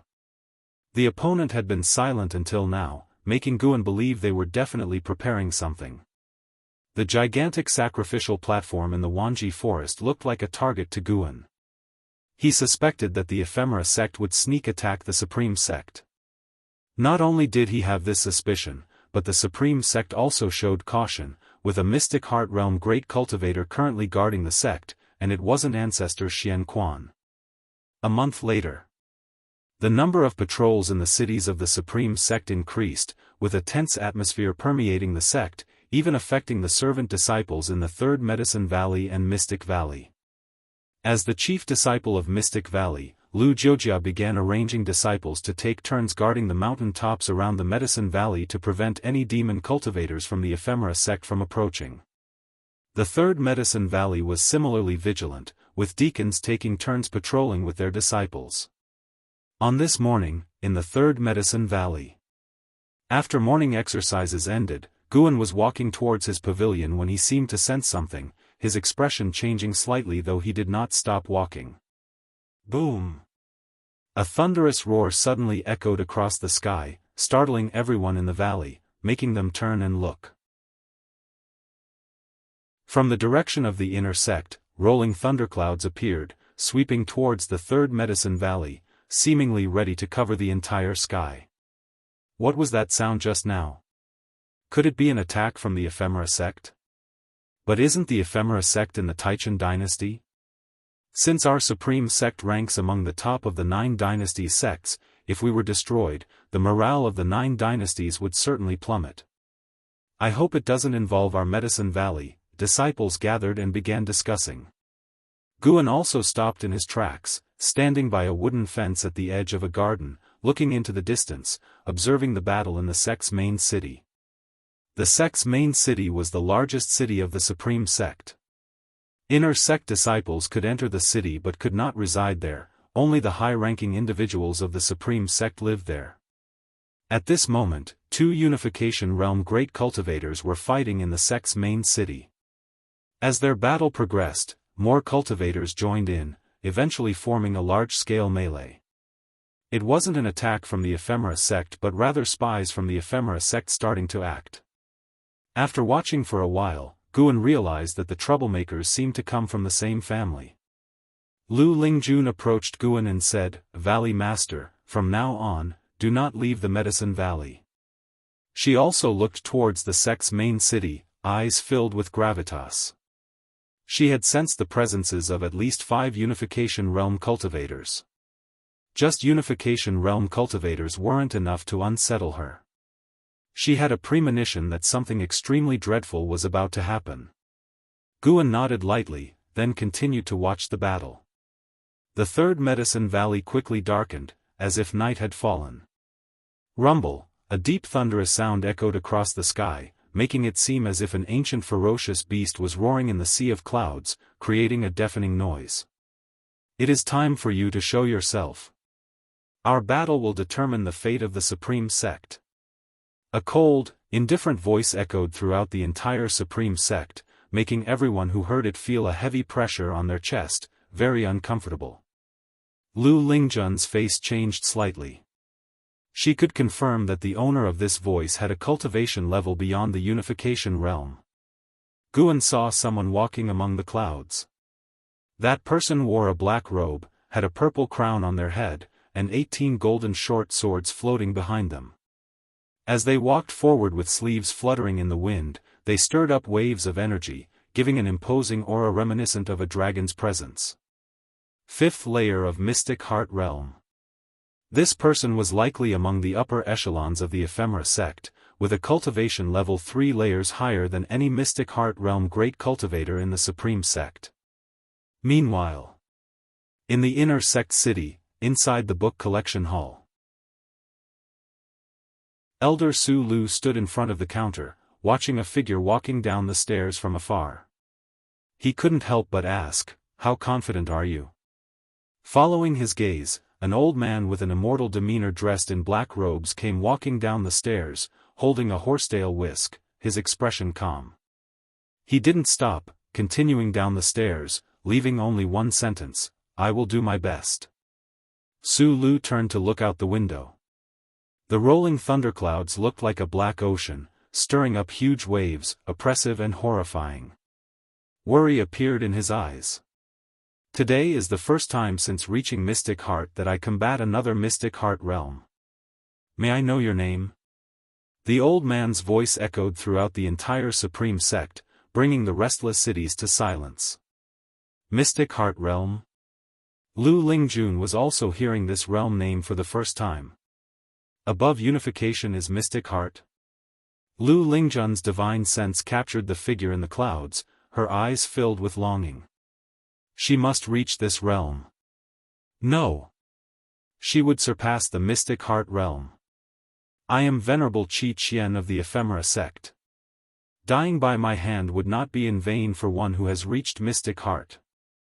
The earlier voice rang out again, with an arrogant tone that made the supreme sect cultivators worry for ancestor Kusong. Boom, a tremendous pressure descended, covering the entire supreme sect. The thunderclouds in the sky churned violently, and almost all the cities lit up with protective light screens, using formations to resist the pressure from the battle in the sky.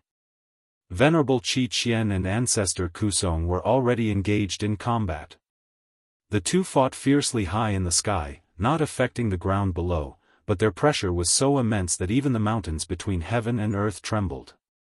Lu Lingjun stared intently at the sky, not wanting to miss any details of the battle between the two Mystic Heart Realm great cultivators. Guan couldn't help glancing at her. She wouldn't gain path enlightenment from this, would she? After a while.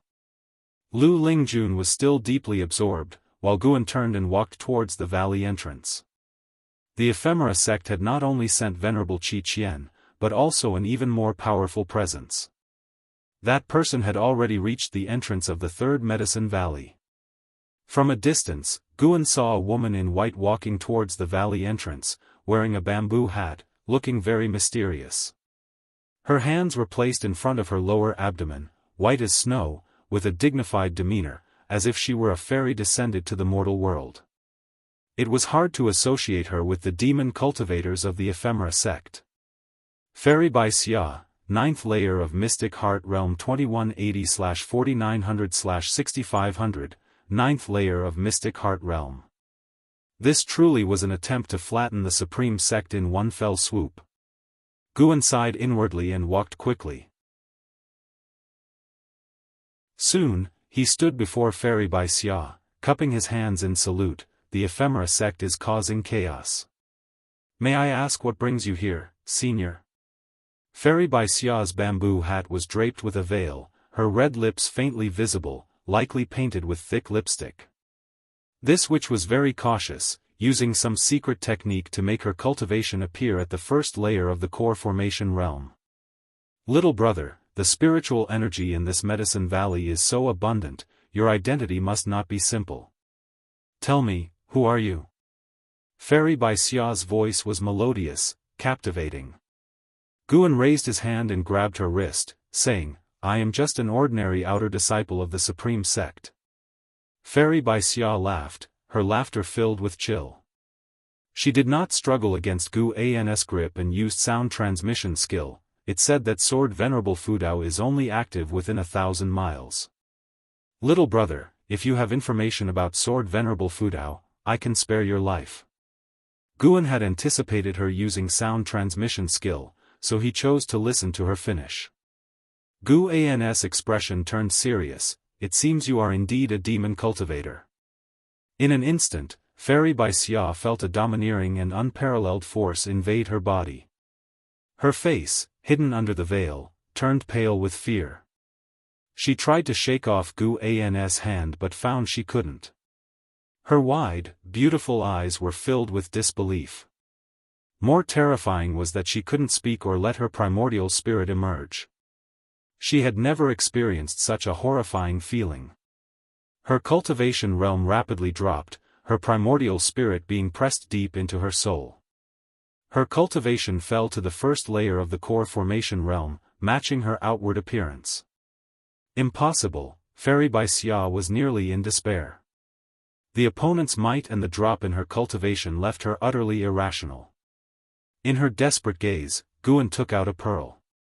The 1,000 Shadow Pearl given to him by Lv Badian.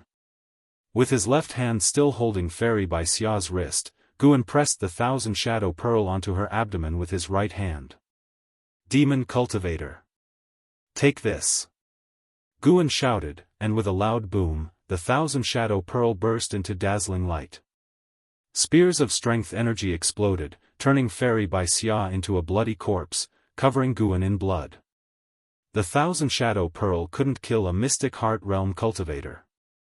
Before using the pearl, Guan had forced her soul to scatter with mana, causing instant death. His shout attracted the attention of many servant disciples.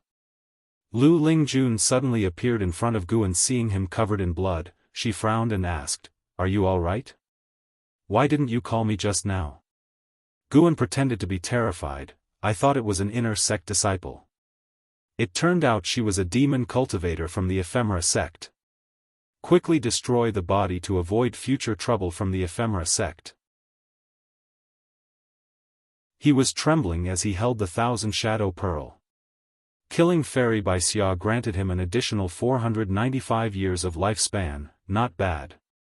Lu Lingjun, looking at the terrified Guan, immediately cast a spell to burn Fairy by Xia's body with spiritual fire.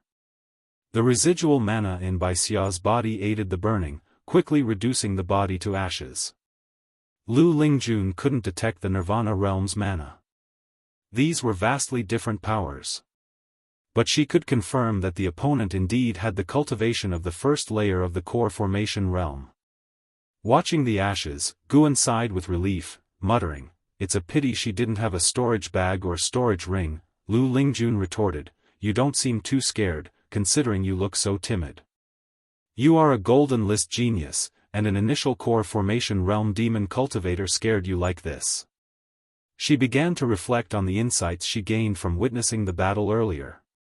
She seemed to have grasped something. The Mystic Heart realm was indeed fascinating. The gap between the 9th layer of Unification realm and the Mystic Heart realm was unimaginable. She suddenly felt that only by achieving the Mystic Heart realm, one can be considered a truly powerful cultivator. Chapter 141, Sword Cultivators Must Always Be Calm. Looking at Lu Lingjun falling into silence once again, Guan could feel that she had grasped the opportunity for a breakthrough.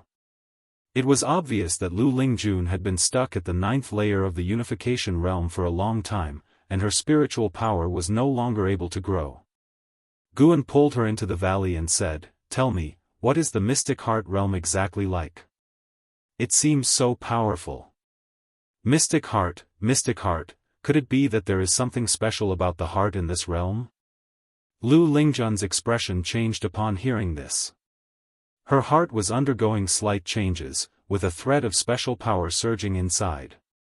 This thread of special power was, of course, Guan's mana. However, he used it so skillfully, and the gap between their realms was so vast, that Lu Lingjun couldn't detect it was his power. Instead, she thought she was about to undergo a transformation. This thread of mana circled inside Lu Lingjun's heart and then returned to Guan's body, giving Lu Lingjun a fleeting sense of loss.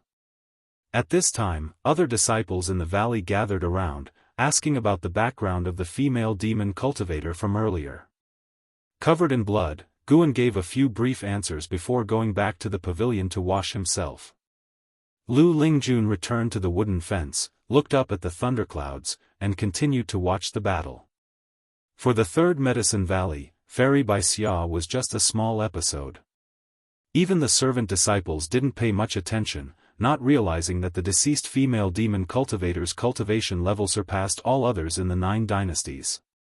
Apart from Guan, she had the highest cultivation. Taichen Dynasty, Wanji Forest.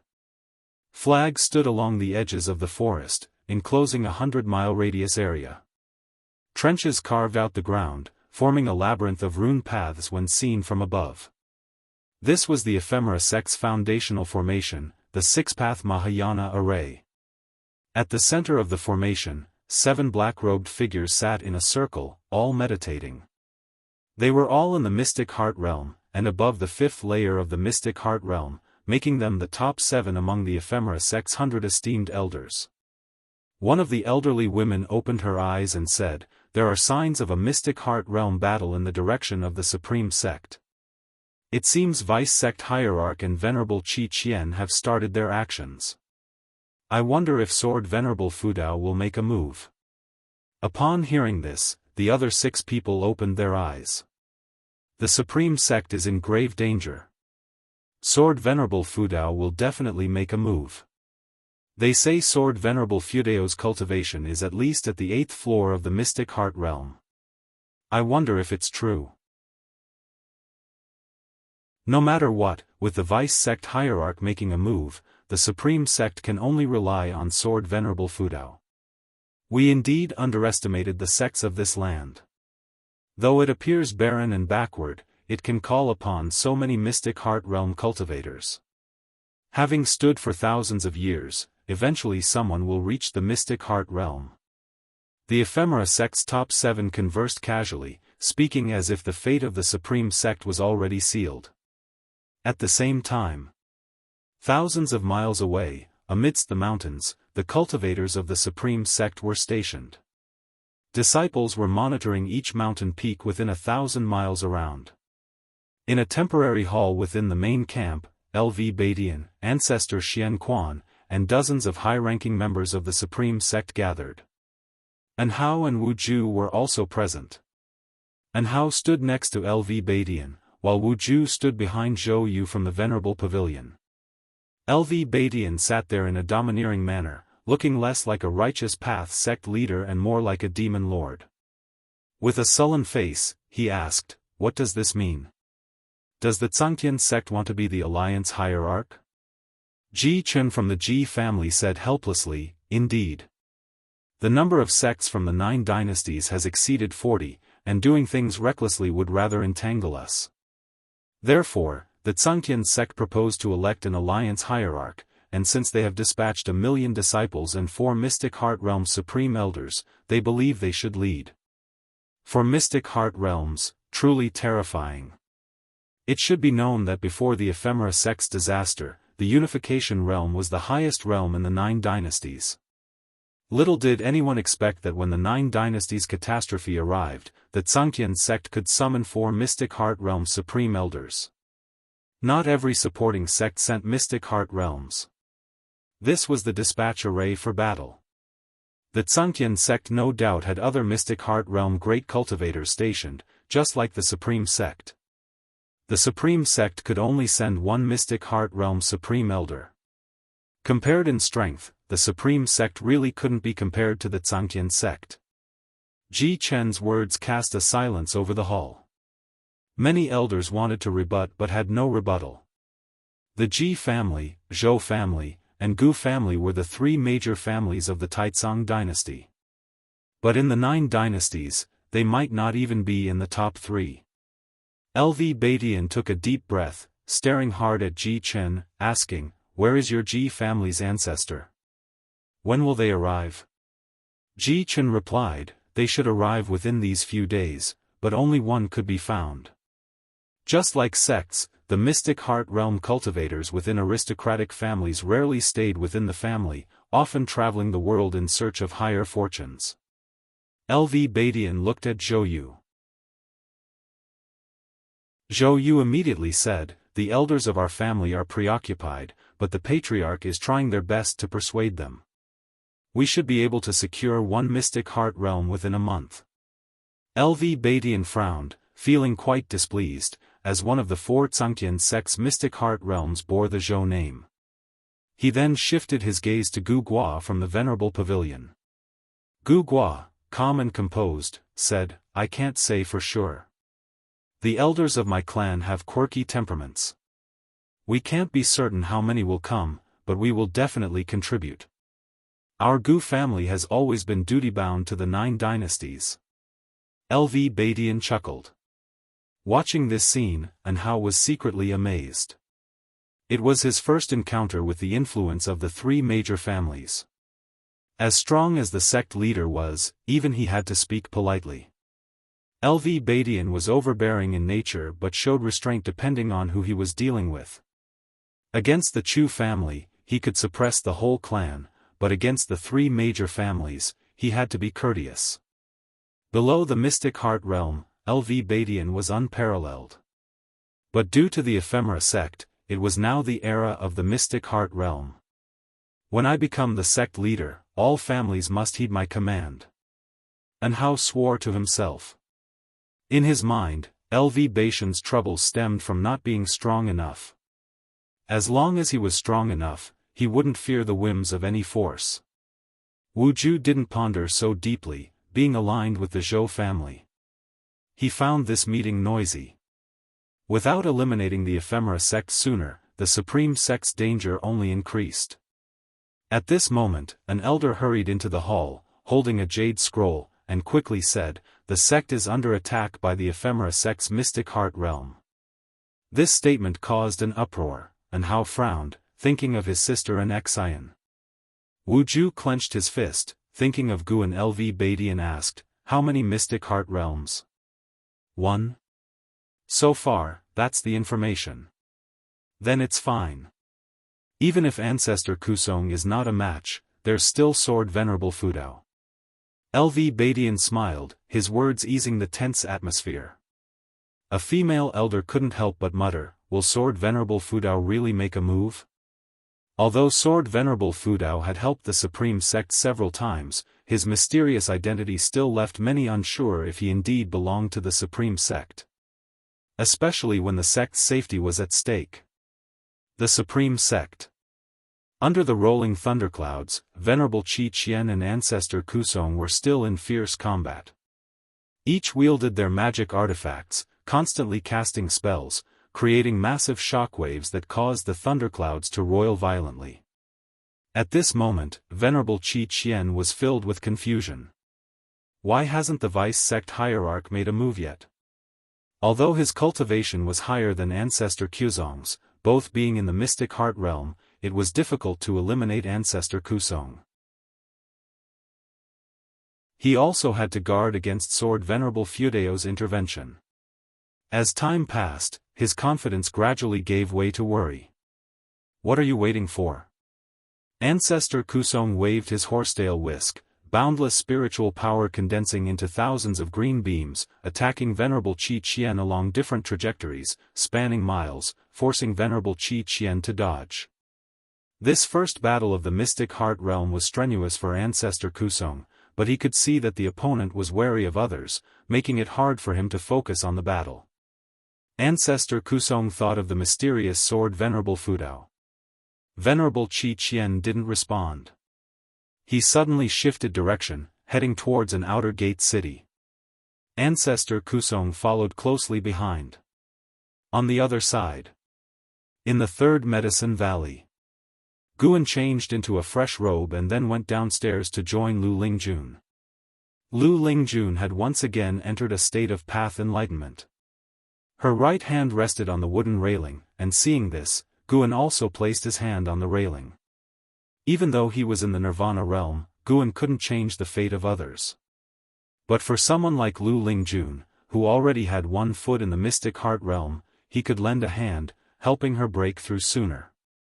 Guided by his mana, Lu Lingjun's spiritual power flowed into her heart, causing nature's spiritual energy to pour silently into her body. At this moment, Guan sensed something, looked up, and frowned, a flash of displeasure in his eyes. Venerable Qi Qian was approaching the Third Medicine Valley, more precisely the Outer Gate City. Where is Sword Venerable Fudao? If you don't act soon, your comrades will die in your sect. Venerable Qi Qian's voice echoed, filled with murderous intent, reaching the ears of the million disciples of the Supreme Sect. At the edge of the heavenly repair platform, Yilan and a group of law enforcement hall disciples guarded a corner. She looked up, seeing the roiling thunderclouds, feeling a heavy pressure. She could sense Venerable Qi Qian approaching, and the oppressive aura grew stronger. She clenched the white spirit sword in her hand. Thousands of cultivators were on the heavenly repair platform, but only a few remained calm and meditative. Mad swordsman Han Ming had long since returned to the dynasty. Zhuo Lin stood beside his father, Zhuo Yijian, nervously asking, "Father, are we not leaving yet?" Zhuo Yijian held the investiture of the gods, calmly saying, "Where can we go?" "But, trust Sword Venerable Fudao." Listening to his father's words, Zhuo Lin wanted to curse, "You trust the investiture of the gods." He really wanted to tear apart the investiture of the gods in Zhuo Yijian's hands. Far in the Third Medicine Valley, Guan had already used divine sense to cover the Outer Gate City, locking onto someone. "It's decided, it will be you." Zhuo Yijian seemed to sense Zhuo Lin's anger. He turned to the next page, saying, "Son, when faced with matters, don't rush. A sword cultivator must always be composed." At that moment, the treasure sword placed beside him began to tremble violently, catching his attention. A vast sword intent leaked from the sword, causing Zhuo Yijian to be moved. This is, Zhuo Yijian trembled with excitement, forgetting the words he wanted to say to his son.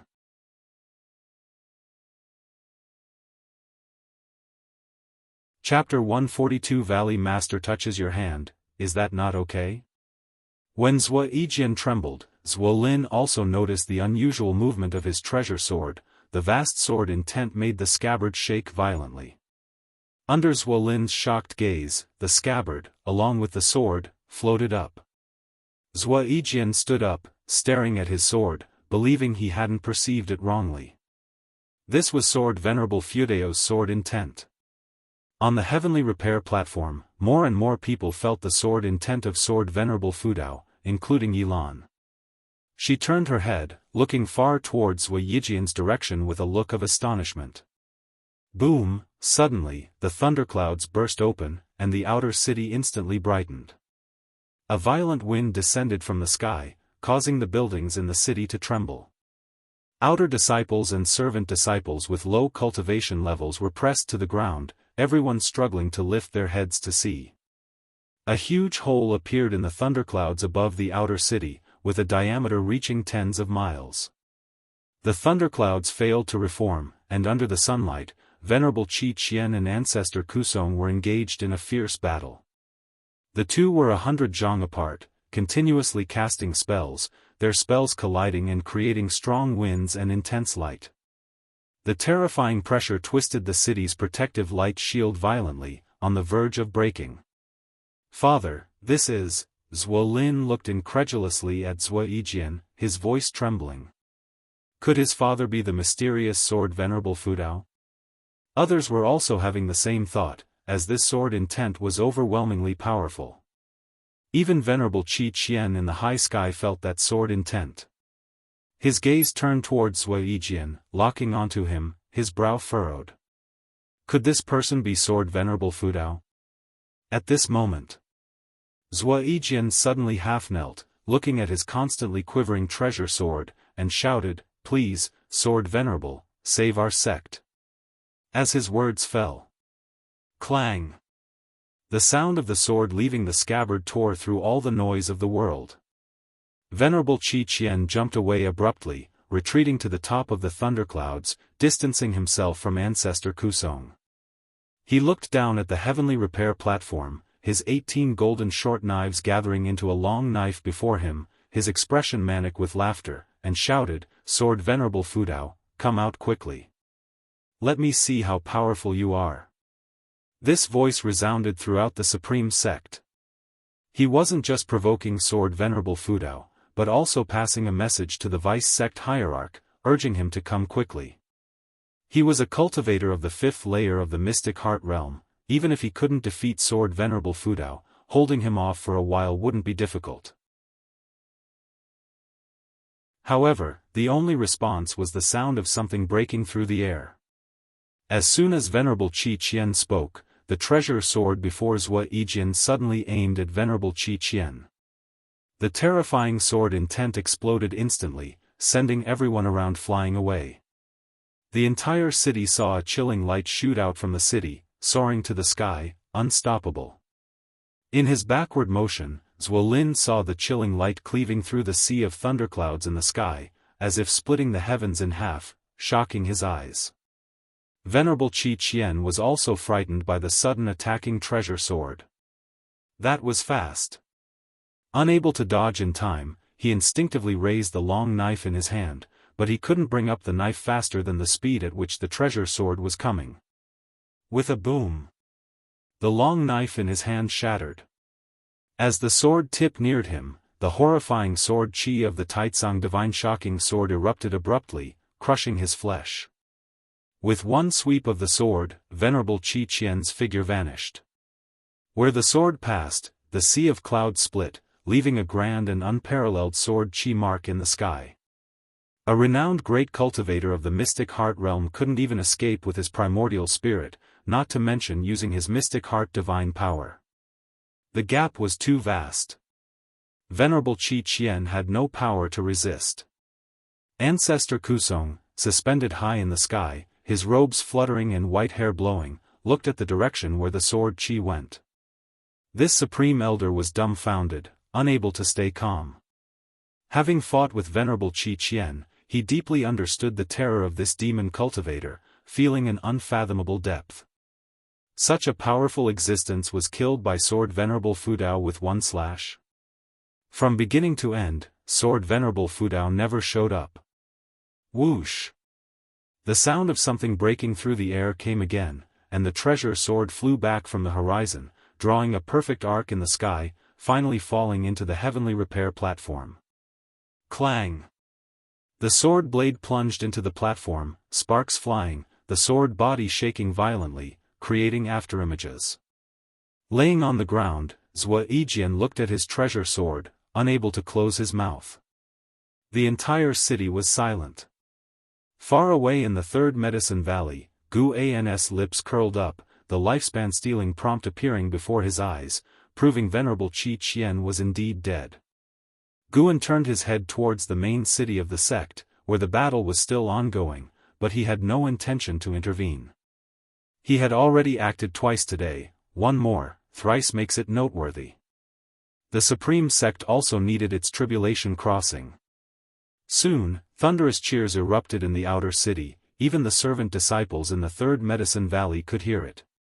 Though they couldn't make out what was being shouted, they were all very nervous. Guan stayed beside Lu Lingjun, fearing other disciples would interrupt her path enlightenment. In the outer city, more and more people rushed up to the heavenly repair platform. Ancestor Kusong descended from the sky, falling in the center of the crowd, right in front of Zhuo Yijian. At this moment, Zhuo Yijian was tightly gripping his sword, unwilling to sheath it, let alone hand it over to anyone. "Junior, can you let me see this sword?" Ancestor Kusong smiled warmly as he asked. Zhuo Yijian looked at him as if guarding against a thief, not agreeing. "Wait, the sword intent below us is strengthening." A sudden cry from an old man made everyone look down, seeing the flowing sword intent in the characters of Righteous Path. Just now, as the sword fell, Gu An's sword intent had passed into these two characters, enhancing the sword intent within, amplifying sword Venerable Fudao's deterrence. Ancestor Kusong turned and looked at the two words of Righteous Path, feeling the flowing sword intent within. He slowly closed his eyes. Zhuo Yijian turned to leave, retreating, sending a message to Zhuo Lin, saying, "Liner, go retrieve my investiture of the gods." Far away, Yilan stood at the edge of the heavenly repair platform, surrounded by disciples of the Hall of Law Enforcement who discussed the power of sword Venerable Fudao excitedly. She, however, thought of Guan. With such a powerful backing, her senior brother should be very safe, right? The sun set and the moon rose, and after the moonset, a new day dawned. After a full day and night, the battle in the main city of the sect finally came to an end. In the morning, after morning exercises, Guan and Xiaochuan guarded Lu Lingjun on either side. Leaning against the wooden fence, Xiaochuan stood 5 steps away from Lu Lingjun, curiously asking, "Senior brother, what is she doing?" Lu Lingjun's anomaly had been noticed by all disciples. Guan forbade anyone from disturbing her, thus she managed to stay undisturbed for an entire night. Guan speculated, she might be practicing some kind of miracle skill. She's a great cultivator, her realm is beyond our guessing. What kind of cultivation technique can keep her motionless all night? Xiaochuan asked, puzzled. It's not a cultivation technique, it's just that I've understood. Lu Lingjun suddenly said. Xiaochuan was stunned, taking a few steps back. Lu Lingjun didn't look at him but glanced at Guan. Guan also stepped back, signaling Xiaochuan with his eyes, and Xiaochuan immediately slipped away. Guan concernedly asked, "Are you alright?" "I'm fine, thank you for staying by my side." Lu Lingjun replied calmly. Guan pretended to be relieved, then said, "You should rest, standing for a day must be tiring." "I suddenly remembered, did you hold my hand when we returned yesterday?" Lu Lingjun stepped forward and asked. She had been immersed in the recollection of her path enlightenment and hadn't shrugged off Guan's hand, which seemed absurd to her on reflection. Guan coughed awkwardly, saying, "I was scared at the time, don't mind it. I've never had a man hold my hand before." Lu Lingjun said, staring at Guan. "Haha. Do you think I believe that? Living for 2,000 years, trying to play ghost stories with me?" Guan's face turned stern. He said seriously, "What? The Valley Master can't feel your hand?" He had saved her 100 years of detours, what was holding her hand worth? Lu Lingjun smiled, her smile carrying deeper implications. She said, "All right, from now on, you are mine then." She didn't wait for Guan's reply and turned to leave. Guan froze briefly, quickly catching up, saying, "Ms. Lu, I was joking, don't take it to heart. After a while, I will talk to the sect leader and have him transfer you out." Too late. Lu Lingjun pushed Guan aside, continuing forward. Guan said to himself, this was bad, he got tricked. "By the way, I plan to cross the tribulation above the Medicine Valley, what do you think?" Lu Lingjun's voice trailed as she stopped and faced away from Guan. Guan frowned, asking, "Crossing the tribulation requires a lot of preparation. Why not wait for the sect leader to return? I'll ask him to take you to the tribulation area." "I can't wait. With your strong ties in the Supreme Sect, if anyone comes, you speak for me. Don't worry, I won't affect the medicinal herbs in the valley." With that, she leapt up, flying thousands of feet high. A green lotus flew out from her sleeve, rapidly expanding. She stepped into the lotus and sat down. This scene made the servant disciples exclaim. Xiaochuan approached Guan again, asking what Lu Lingjun was doing. Guan looked up at Lu Lingjun, replying, "She's going to cross the tribulation." As he watched, Lu Lingjun kept waving her hands, and one magic artifact after another flew out, quickly forming circle after circle of formations around her. He suddenly became interested, wanting to see how terrifying a heavenly tribulation in the mystic heart realm was. Crossing the tribulation? Xiaochuan was stunned, his gaze shifting to the sky where Lu Lingjun was. In the Wanji forest, within the Six Paths Mahayana array. A group of 7 figures suddenly saw a black flame appear among them, startling them to their feet, who then bowed. "Greetings, sect hierarch." The 7 figures said in unison, drawing the attention of the cult followers arranging the offerings nearby. The offerings were all living people, each stuck with talisman paper, unable to move. The place where they stood was encircled by formations, their faces filled with terror, some even fainted from fear. "Where is the vice sect hierarch?" A tired voice came from within the black flame, belonging to Butcher Immortal Jing, the ephemera sect's sect hierarch. An old man wearing a mask replied, "He hasn't returned yet, but the attack on the Supreme Sect has already failed. We lost 70% of our spies in the Supreme Sect. According to the messages we received, Venerable Qi Qian was killed by Sword Venerable Fudao with one strike. But the Vice Sect Hierarch has not shown up, it's unclear where he went." His tone grew heavy when mentioning this.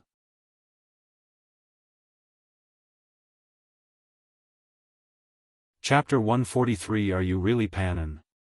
The masked elder's voice fell, and the floating black flame halted.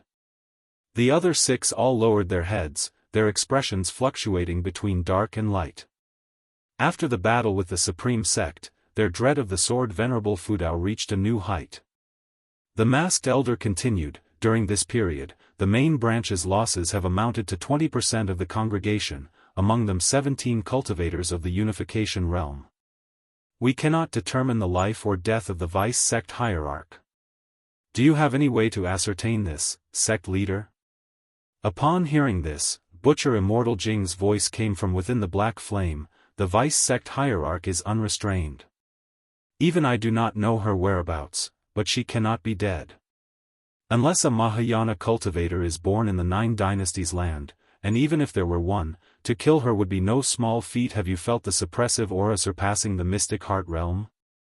The masked elder replied, "No, but the sudden disappearance of the vice sect hierarch makes me have to consider it seriously. Rest assured, she is perhaps entangled in some matter, not dead without a trace. Moreover, I have already cast a spell on myself, no route for return. Continue finding sacrifices, the more the better. I need to glance at the heavenly destiny in one fell swoop." The voice of Butcher Immortal Jing rang out, and 7 figures replied in unison. Chintang Dynasty, 3 Pure Ones Mountain. This sect, honored by the dynasty as a land of immortals, was hidden within a lake, with majestic peaks only faintly visible like a mirage. Under an old tree, Liya sat cross-legged, facing away from the cliff. The North Sea heavy sword stood beside him as he propped his hands on his knees, his eyes fixed on the chessboard on the ground, showing a troubled expression. He groaned, unable to help but rub his scalp. At this moment, a soul body descended from the old tree. It was the soul of the ancestor of the Li family, looking even more solid than before. "Ha ha ha, boy, I told you long ago, the assessment of 3 Pure Ones Mountain is extremely difficult and requires innate wisdom. Your comprehension is still insufficient, far from mine. In those days, I solved the chess puzzle in only 3 years, but judging by your look, you might not succeed even in 10 years, the ancestor of the Li family said gleefully. Liya glared and cursed, "What kind of ancestor are you, hoping your descendants are inferior to you? I don't believe I'm truly worse than you." The ancestor of the Li family chuckled, "My master predicted that the Li family would produce a person of heavenly destiny to help me overcome tribulations. I thought it was you, but now it seems it might be someone else. Child, why not give up cultivation, go down the mountain, get married, and give birth to the person of heavenly destiny as soon as possible?" Liya, furious, immediately stood up and drew the North Sea heavy sword, ready to strike at the ancestor. "What are you two arguing about again?" An elderly voice came. Liya turned his head, seeing a figure emerging from the mist. It was an elderly Daoist in a green robe, with white hair yet youthful features, holding a horsetail whisk that seemed to carry threads of cloud, full of celestial air. He quickly saluted, "Disciple greets martial master." The ancestor of the Li family also saluted the green-robed Daoist, "Greetings, master." This green-robed Daoist was known as Daoist Tianshu, with an ethereal and immortal bearing, like a true immortal of the mortal world. Daoist Tianshu landed on the cliff, smiling, "Who says the person of heavenly destiny hasn't been born? I calculated before, and the Li family's chi fortune has shown signs of soaring, indicating that the person of heavenly destiny has already been born." The ancestor of the Li family chuckled, "I was just teasing this boy. He's arrogant and needs to temper his spirit, or else hell caused trouble for me after descending the mountain." Daoist Tianshu waved the horsetail whisk, causing the chessboard on the ground to turn to ashes, vanishing into smoke. Liya frowned and asked, "Martial master, what are you doing?" He felt anxious inside. Could it be that even the martial master thought he had no innate wisdom? Daoist Tianshu smiled, "The great calamity of the 9 dynasties is descending, and the tribulation is ever more dangerous, possibly endangering 3 Pure Ones Mountain itself. Thus, I cannot continue to test you. All 3 branches of 3 Pure Ones Mountain must descend the mountain to save the world.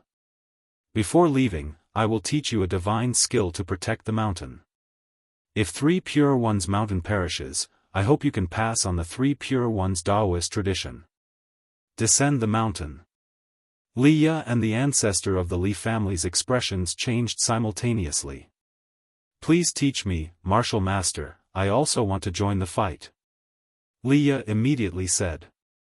Daoist Tianshu shook his head, "Your cultivation level is too low to affect this tribulation. If we fail, there are others in the mountain who will take you away from the land of the 9 dynasties to live in another world far away. This continent belongs to the demon clan. Our sect standing here for so many years has already reached the heavenly destinies year."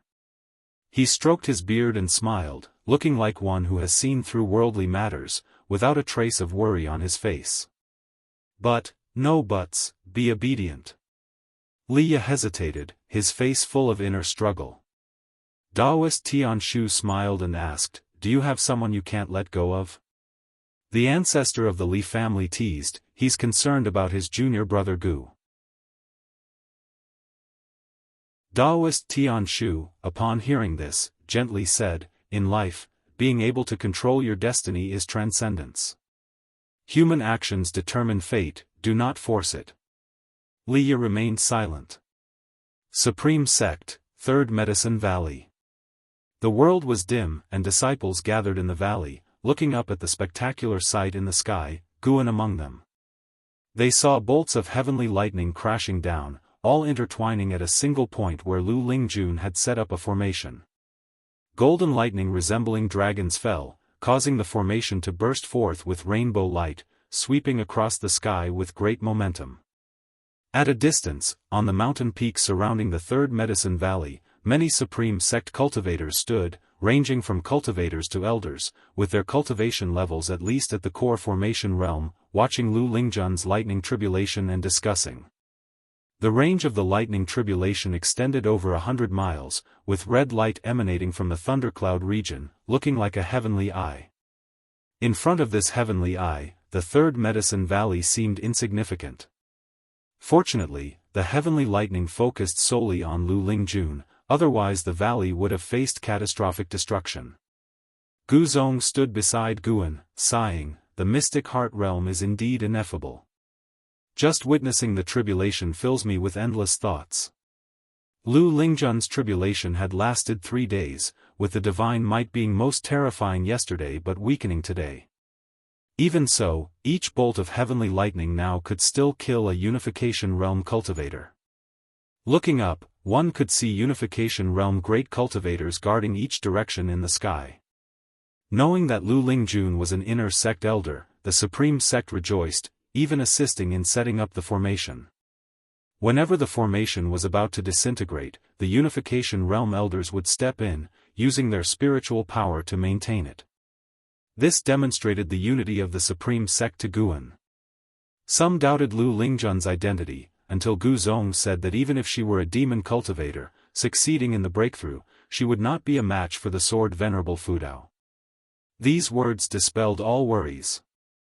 Guan also sighed, "I never expected that among the servant disciples the sect leader casually assigned me, there could be one with such formidable cultivation. I truly am thrice fortunate." Gu Zong laughed, "Perhaps you possess the great fortune of energy movement, capable of writing the investiture of the gods. In the unseen, maybe you are a reincarnated great power, recalling events of your previous life." Guan rolled his eyes at him. "Truly imaginative. I indeed have a past life. In my past life, I am a descendant of Yen and Huang." Gu Zong's words were just for humor, but he was also very curious about how such a powerful mystic heart realm cultivator could emerge from Gu An's Medicine Valley. Immortal cultivators believed in chi fortune. The greater the mystical cultivation, the more they believed. Gu Zong considered the Shenzhou scriptures that Guan had given to 10 talented disciples earlier and wondered if he should also cultivate his mind. Guan returned his attention to Lu Lingjun. Her mystic heart was already formed, marking a successful breakthrough, with her cultivation set to soar. He sighed inwardly. Tribulation crossing is truly difficult. Without those formations and elixirs, Guan thought it would be impossible to cross the tribulation with just the power of someone with the 9th layer of the Unification Realm. The spiritual power of the 9th layer of the Unification Realm was indeed vast, but to resist heavenly lightning required immense expenditure. Guan hadn't calculated how many elixirs Lu Lingjun had consumed, but it must have been an extraordinary number. At one point, Guan even wanted to help her because she almost couldn't hold on, unable to even take elixirs in time. Fortunately, the Supreme Sect's Unification Realm cultivators intervened in time. More than 20 Unification Realm elders and Mystic Heart Realm ancestor Kusong worked together to protect Lu Lingjun. Once the most difficult stage of the heavenly tribulation passed, Ancestor Kusong left in the morning. Guan didn't know if it was just his imagination, but he felt that Ancestor Quzong's back looked very desolate. It seems the tribulation crossing was successful. I should go. After her cultivation stabilizes, be sure to build a good relationship with her and try to keep her in the Medicine Valley. Well, make further arrangements when the sect leader returns, Guzong said before leaving. He flew into the sky, transmitting a few messages to the other Unification Realm elders before leaving. Even though Guzong was only in the Void Crossing realm, his status was extremely high. Firstly, he had the backing of the Gu family, and secondly, he held the power of managing the sect, which had delayed his own cultivation. Reaching the Unification Realm, almost all such cultivators detached themselves from mundane affairs, usually in seclusion for cultivation, avoiding sect management matters. Guan looked not far away where Shenzhen was painting a portrait of Lu Lingjun's tribulation crossing. What recklessness! Even daring to offend a great mystic heart realm cultivator. 2 days later, as the thunder tribulation completely faded, Lu Lingjun successfully crossed it, formally stepping into the mystic heart realm. After retracting the formation, many of the Supreme Sect's Unification Realm great cultivators swarmed around her, exchanging pleasantries. For the assistance she received, Lu Lingjun was equally grateful, maintaining a humble demeanor that pleased the great cultivators. They were all very excited. The Supreme Sect had gained a new Mystic Heart Realm cultivator. Especially at this crucial time. Heaven truly favored the Supreme Sect. After a long time, Lu Lingjun finally broke free from their compliments and flew towards the Medicine Valley, coincidentally seeing Guan being pestered by Shenzhen. Upon seeing Lu Lingjun descend, Shenzhen immediately stored her painting paper into her storage bag. Lu Lingjun landed in front of them, looking at Shenzhen. Were you painting my tribulation crossing earlier? Guan quickly said, this is the holy daughter of the Dao Tian sect, Shenzhen. She meant no offense, she was in awe of your strength. The emphasis was on the Dao Tian sect. Seeing Shenzhen standing close to Guan, Lu Lingjun frowned and said, Miss Shen, please maintain a gentleman's distance from Guan in the future. Shenzhen asked in surprise, why? Could it be a great cultivator like you has? Lu Lingjun did not answer, just quietly looked at her. Haven't you heard of the name Guan? Shenzhen asked curiously. Guan immediately said, it's all your fault, writing that lousy book in my name, tarnishing my reputation. Lu Lingjun had already read the Supreme Secret records and suspected him, so he spoke first to clarify. Shenzhen wasn't angry, laughing, tarnishing your reputation? Didn't you benefit from it? Lu Lingjun's gaze towards Guan turned peculiar, sensing she was criticizing his greed. At this moment, Shenzhen added, Senior, Guan is not simple. He is the author of the Investiture of the Gods, Panan. You should keep him in check, as there are many women who admire him. After speaking, she saluted Lu Lingjun and turned to leave. Guan sensed trouble. Lu Lingjun did not pay attention to Shenzhen, but instead looked intently at Guan, asking, are you really Panan?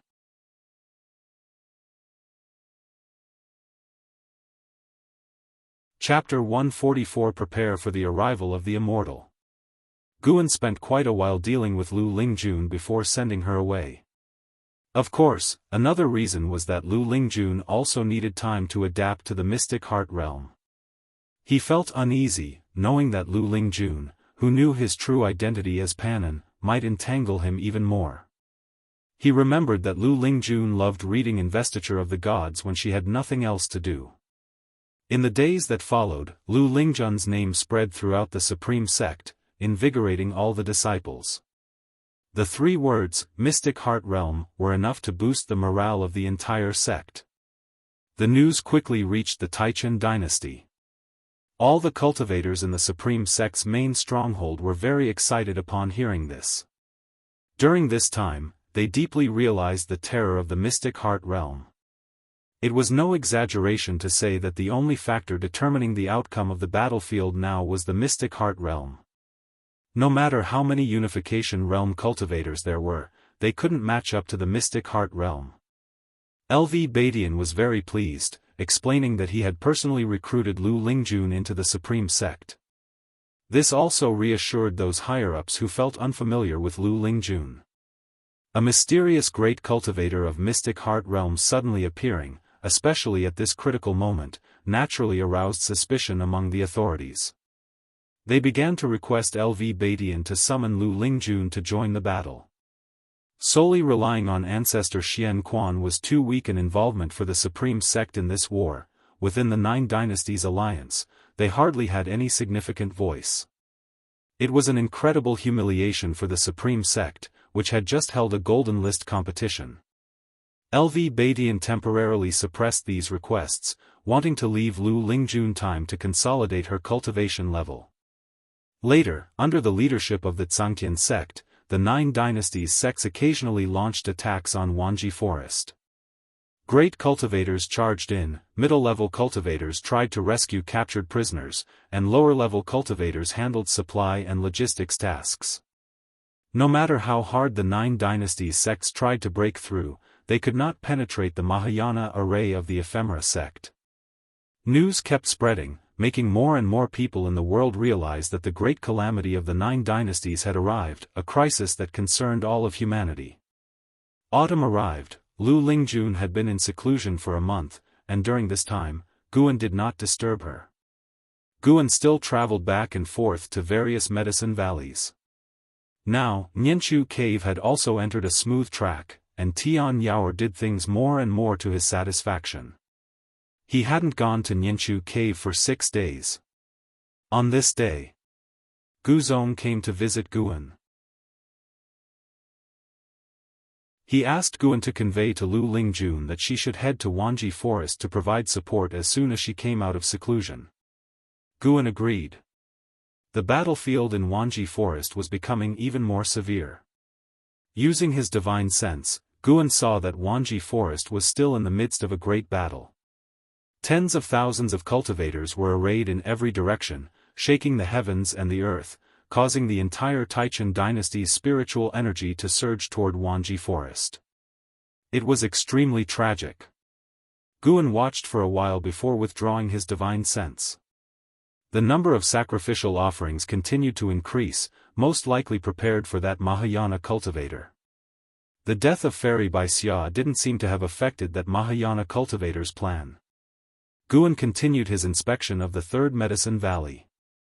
Until evening, Lu Lingjun walked out of her courtyard and came to the pavilion to visit Guan. Guan conveyed Guzong's request. It was up to Lu Lingjun to decide whether to go or not. As a mystic heart realm cultivator, no one could control her. I heard about it earlier. I will depart shortly. Lu Lingjun nodded, her expression cold and aloof, perhaps revealing her true self. She was the strongest cultivator in the lower realm. No longer hiding her cultivation, she didn't disguise her nature anymore either. Guan looked at her, wondering why she hadn't left yet. Lu Lingjun stared at him and said, I can sense many mystic heart realm auras in Wanji Forest, and there's even one that makes my heart palpitate. This journey likely holds great danger. Her eyes were beautiful yet deeply profound from years of experience, fixing on Guan in a way that made him inexplicably guilty. Guan responded, do what you can. If you can't turn the tide, then protect yourself. Lu Lingjun smiled and said, naturally, I won't sacrifice myself for the supreme sect. However, I am about to join such a dangerous war. Do you have anything you want to say to me? Guan cleared his throat and said seriously, Ms. Lu, the previous time I held your hand was unintentional. Don't overthink it. As for matters of love, they can't be decided lightly. Two people need mutual affection to commit for life, not just a brief touch. And, to be honest with you, I didn't write Investiture of the Gods. I just heard it from a Daoist named Su Zhonglin. Lu Lingjun laughed and said, if it was really someone else, how could you bask in this false reputation for decades? Guan was at a loss for words. He couldn't exactly say the original author wasn't from this world. Actually, it doesn't matter whether you wrote Investiture of the Gods. After being with you for so many years, I know your nature is indeed good. Although greedy, it was always consensual. You always treat people politely, neither humble to those above nor arrogant to those below. Lu Lingjun began to praise Guan, making him feel a bit euphoric. Was I really this good?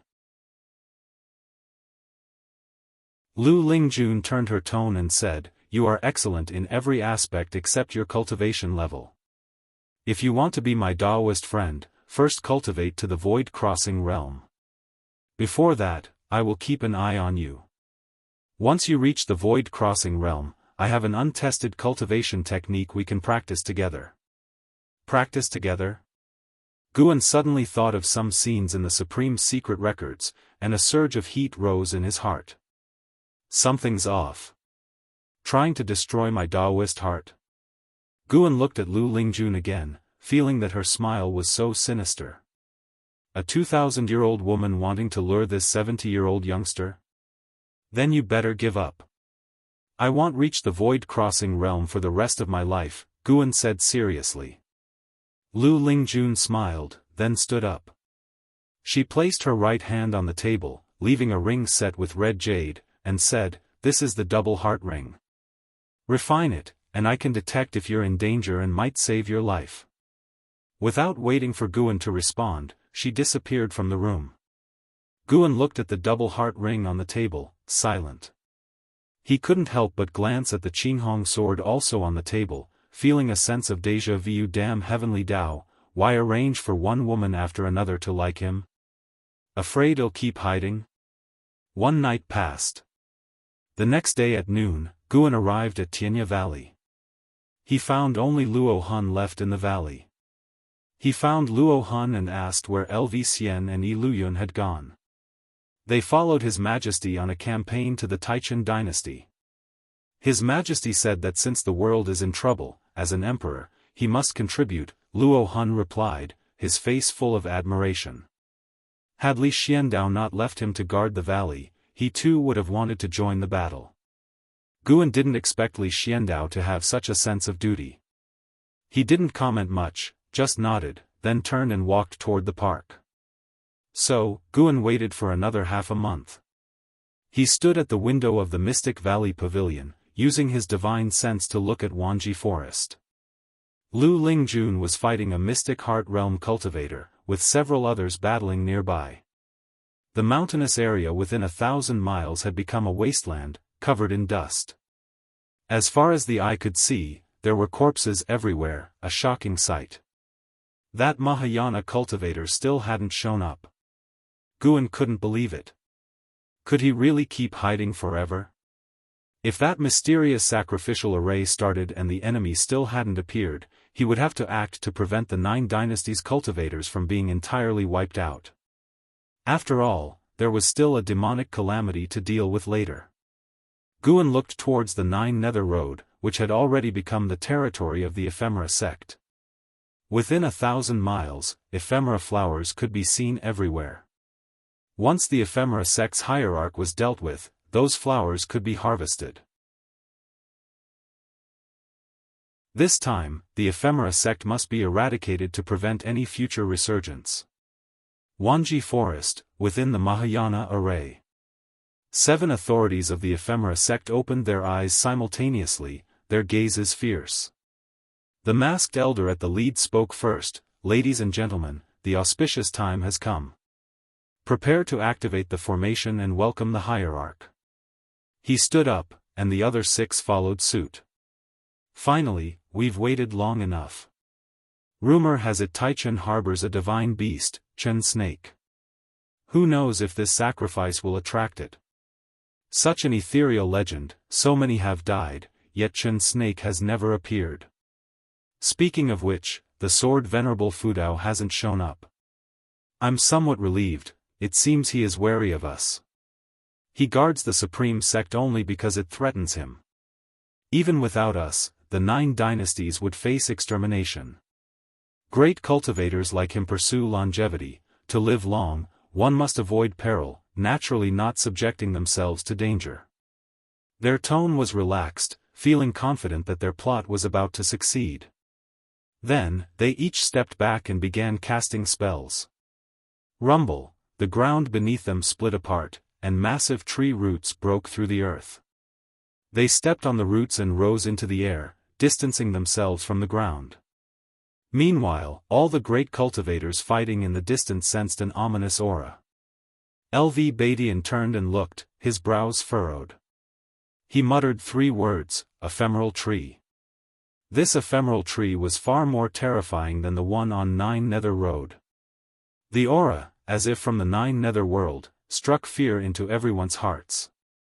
On the ground, countless human prisoners stared in horror at the colossal tree rising, dwarfed even by its leaves. Thousands of miles away, Lu Lingjun, wielding dual swords and surrounded by a golden sash like a coiling dragon, turned her head to see the silhouette of the origin tree of ephemera on the horizon. A small snake emerged from her coiffure, flicking its tongue. What a terrifying aura. This is no joke. Having fought this long, we've repaid our debts, it's time to flee. This little snake was none other than the White Spirit Demon Emperor who had ascended with her, bearing Unification Realm 8th floor cultivation. Hundreds of feet away, a Mystic Heart Realm great cultivator of the Ephemera sect, trapped by Lu Lingjun's formation, laughed maniacally while resisting, thinking of fleeing? It's too late. Prepare to welcome the Immortal. Immortal? Lu Lingjun frowned, and the White Spirit Demon Emperor was also startled. Looking at the great cultivator, it asked, if you had an immortal, wouldn't you have conquered the 9 dynasties long ago? The great cultivator kept a smile without explaining and began to break the formation with all his might. Elsewhere, Mystic Heart Realm cultivators also paused their battles. The 9 dynasties cultivators looked in horror at the origin tree of ephemera, while the ephemera sect members grew excited, confident of their victory.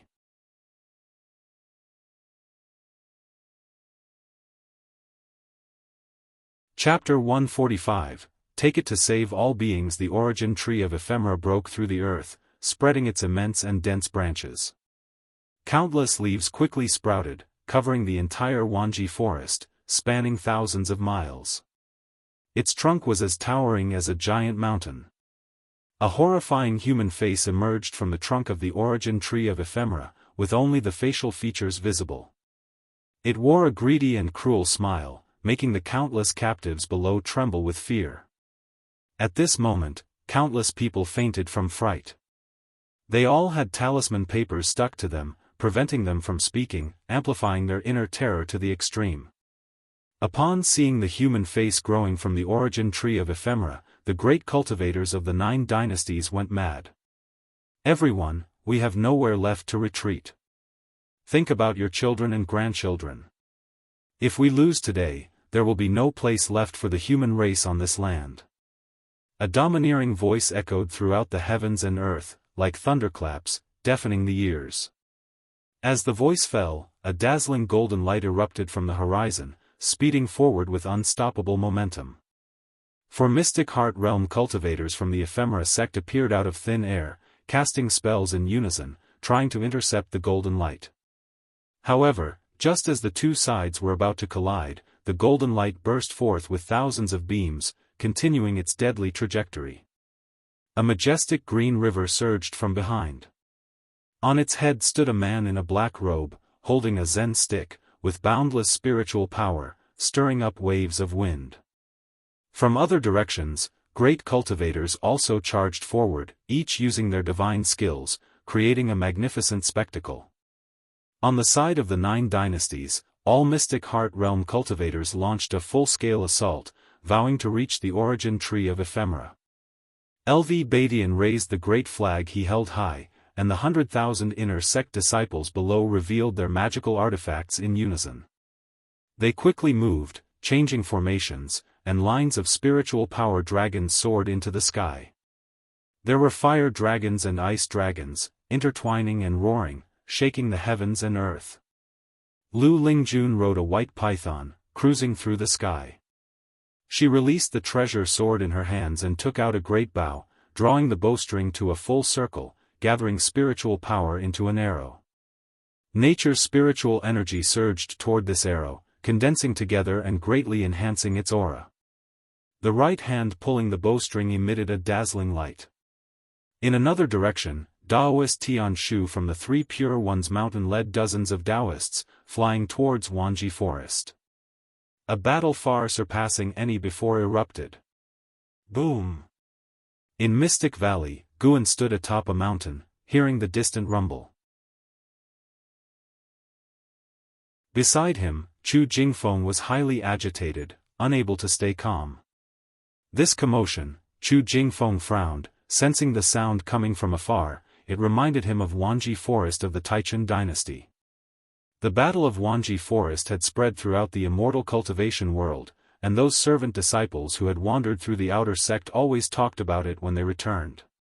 The battle had already been ongoing for a long time, and now, with such a sudden and terrifying outbreak, it was hard to imagine what was happening. Rolling dark clouds began to appear in the sky, coming aggressively to cover the heavens. Guan looked into the distance and softly said, "The fate of the 9 dynasties is at stake. Unfortunately, we can do nothing but pray that the heavens stand on the side of the righteous path." Chu Jingfeng took a deep breath and said, "Tell me, what level must one reach to save all living beings single-handedly?" Guan glanced at him and smiled. "Why, do you have such an ideal?" Sword Venerable Fudao has repeatedly saved the supreme sect single-handedly. As a sword cultivator, he is naturally who I aspire to become. But the longer I cultivate, the more I feel my talent and comprehension are mediocre, Chu Jingfeng said, looking into the distance, his eyes becoming lost. Guan smiled. "If you realize that, you must diligently practice the Daoist expansion skill I taught you. Although this technique comes from the Thousand Autumn Pavilion, I haven't mastered it either, but I believe you can. I hope you can see the mortal world 1,000 years from now for me." Chu Jingfeng looked at him and frowned, asking, "Why do you always encourage me not to give up hope, yet you yourself give up easily?" Guan turned around, patted his shoulder, said nothing, and walked down the mountain. Chu Jingfeng couldn't help but chase after him, asking, "Where are you going?" "If tomorrow is the end of the world, I want to be with my dearest medicinal herbs." Guan left this statement and then disappeared into the woods. Chu Jingfeng was stunned for a moment, revealing a bitter smile. Compared to him, I'm just troubling myself, Chu Jingfeng thought silently, then looked back at the horizon. At that moment, a gust of wind blew from the horizon, moving his robes and causing him to squint his eyes. The wind had risen. After circling Mystic Valley, Guan returned to the pavilion, closed the door, activated the restriction in the house, and then directed his divine sense towards Wanji Forest. He could sense spatial fluctuations inside the origin tree of ephemera. These fluctuations were very subtle. He could detect them because he felt an unfamiliar aura inside the origin tree of ephemera. Mahayana Realm. Guan had been in the Mahayana realm for many years and was very familiar with its aura. Finally, it was coming. At that moment, Guan felt someone calling him again. He carefully sensed it. It was Sage Xian Miao again.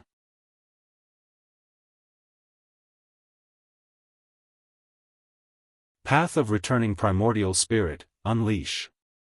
Sage Xian Miao immediately got up and rushed toward Wanji Forest at full speed, bursting into the speed of the Divinity Transformation Realm, disappearing on the horizon in the blink of an eye. Boom! Boom! Boom! Deafening explosions erupted from all directions around the Mahayana array. 7 of the ephemera sect stood before the origin tree of ephemera, standing shoulder to shoulder, half kneeling in the air. Following their gaze, a black crack appeared on the forehead of the human face on the ephemera tree, with black flames surging, as if something terrifying was about to step out. Looking down, at the feet of the captives on the ground, the runic marks emitted a blood-red light, densely packed, forming a beautiful yet tragic array of light. The Mahayana array was activating. The formation's terrifying pressure stimulated the hearts of the 9 dynasties' cultivators on the edge of Wanji Forest. The cultivators of the 9 dynasties had gone mad, charging forward relentlessly, with cultivators falling to death every moment. Lu Lingjun fought fiercely, but she could never break through the defensive line formed by dozens of Mystic Heart Realm great cultivators. The heavens darkened, thunderclouds rolled, lightning flashed and thunder roared, as if the heavens themselves were weeping. A giant claw suddenly stretched out from the thunderclouds, grasping the branches of the origin tree of ephemera, trying to uproot it. The tree trembled violently in response. Insolence! The 7 of the ephemera sect shouted in unison, attacking together. Their divine skills exploded, forcing the giant claw back. Immediately afterward, a colossal red snake descended from the sky. This red snake had double claws and a human-like face. From a distance, it looked like a woman's face covered in rouge, with disheveled hair, appearing terrifying in the darkened world. The snake's body was hundreds of feet thick, and its length unknown.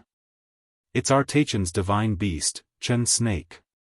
A cultivator shouted in surprise, greatly boosting the morale of the 9 dynasties' cultivators. Chen Snake's aura was ancient and vast, far exceeding the usual mystic heart realm. Its appearance brought strong hope to the 9 dynasties. Chen Snake opened its bloody mouth, spewing molten lava like a torrent, sweeping towards the ephemera tree. At that moment, a blood-red light shot out from the black crack on the forehead of the human face on the ephemera tree, overpowering the rolling lava, crossing hundreds of miles, piercing through Chen Snake's throat. Scalding blood sprayed, echoing like the roar of an elephant throughout the heavens.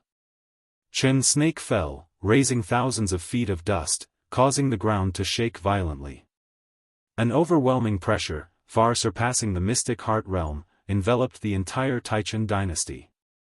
An ancient species dares to call itself a divine beast? Butcher Immortal Jing's icy voice resounded, filled with murderous intent, as if it came from the demon god of 9 Nether. Anyone who heard his voice felt their hearts turn cold. Lu Lingjun, who was fighting, turned to look and was shocked, her eyes full of disbelief. Facing this pressure, her spiritual power felt suppressed. The other side's level was undoubtedly higher than the mystic heart realm. The ephemera sect's immortal has descended. Why do you still not kneel, waiting to receive the favor of the ephemera immortal? An ephemera sect great cultivator laughed maniacally. The mystic heart realm great cultivators from the 9 dynasties paid no heed to his provocation. They all looked at the origin tree of ephemera in terror.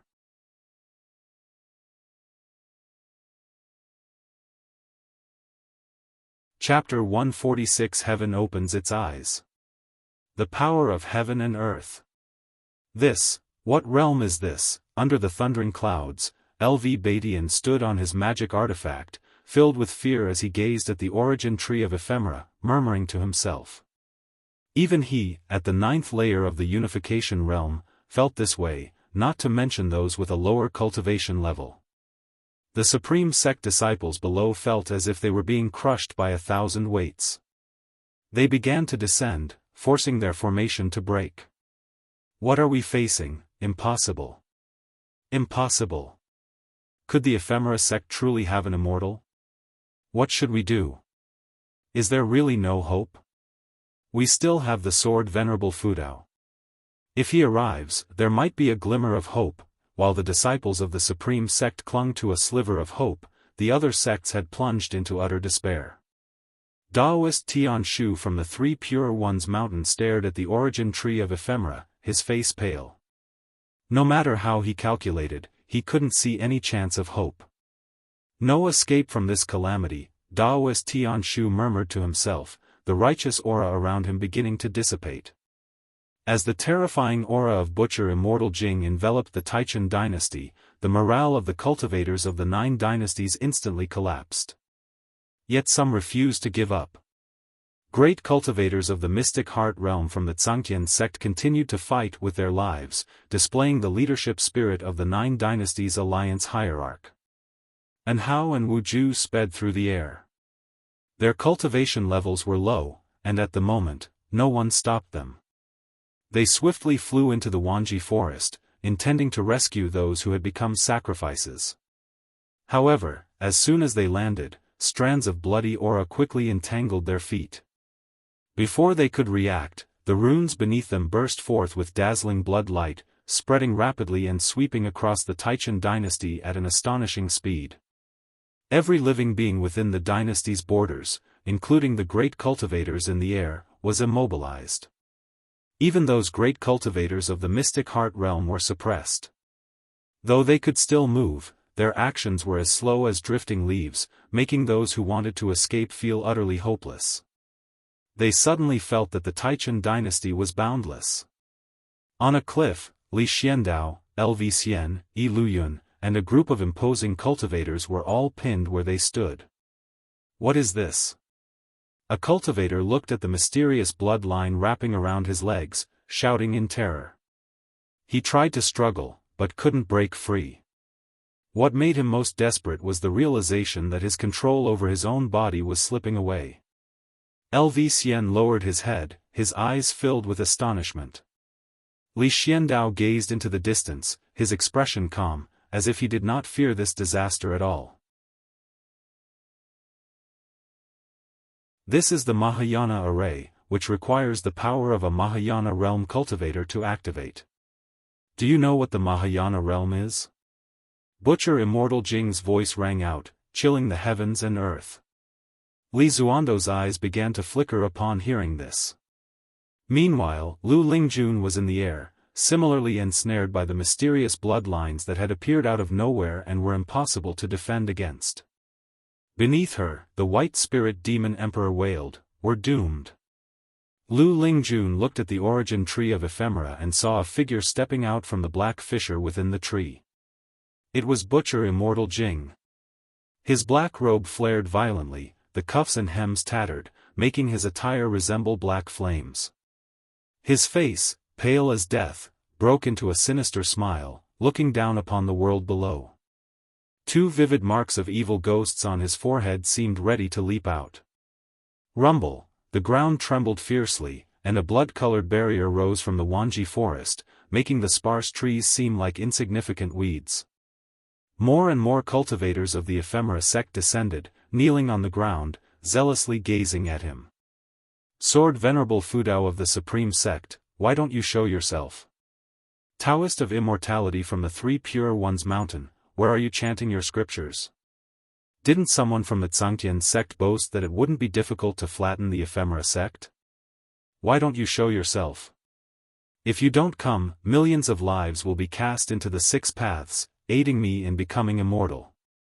Butcher Immortal Jing's voice echoed again and again, extinguishing the hope in the hearts of the 9 dynasties cultivators.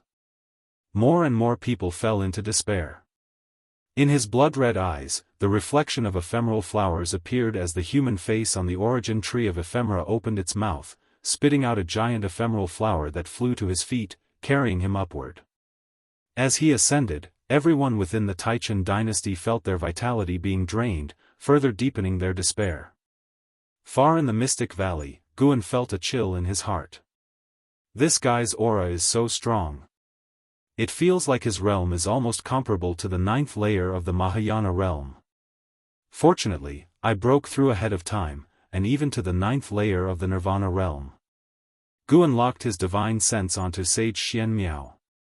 With Gu An's mana enhancing him, Sage Xianmiao's speed far surpassed before and he was already nearing the Taichen dynasty.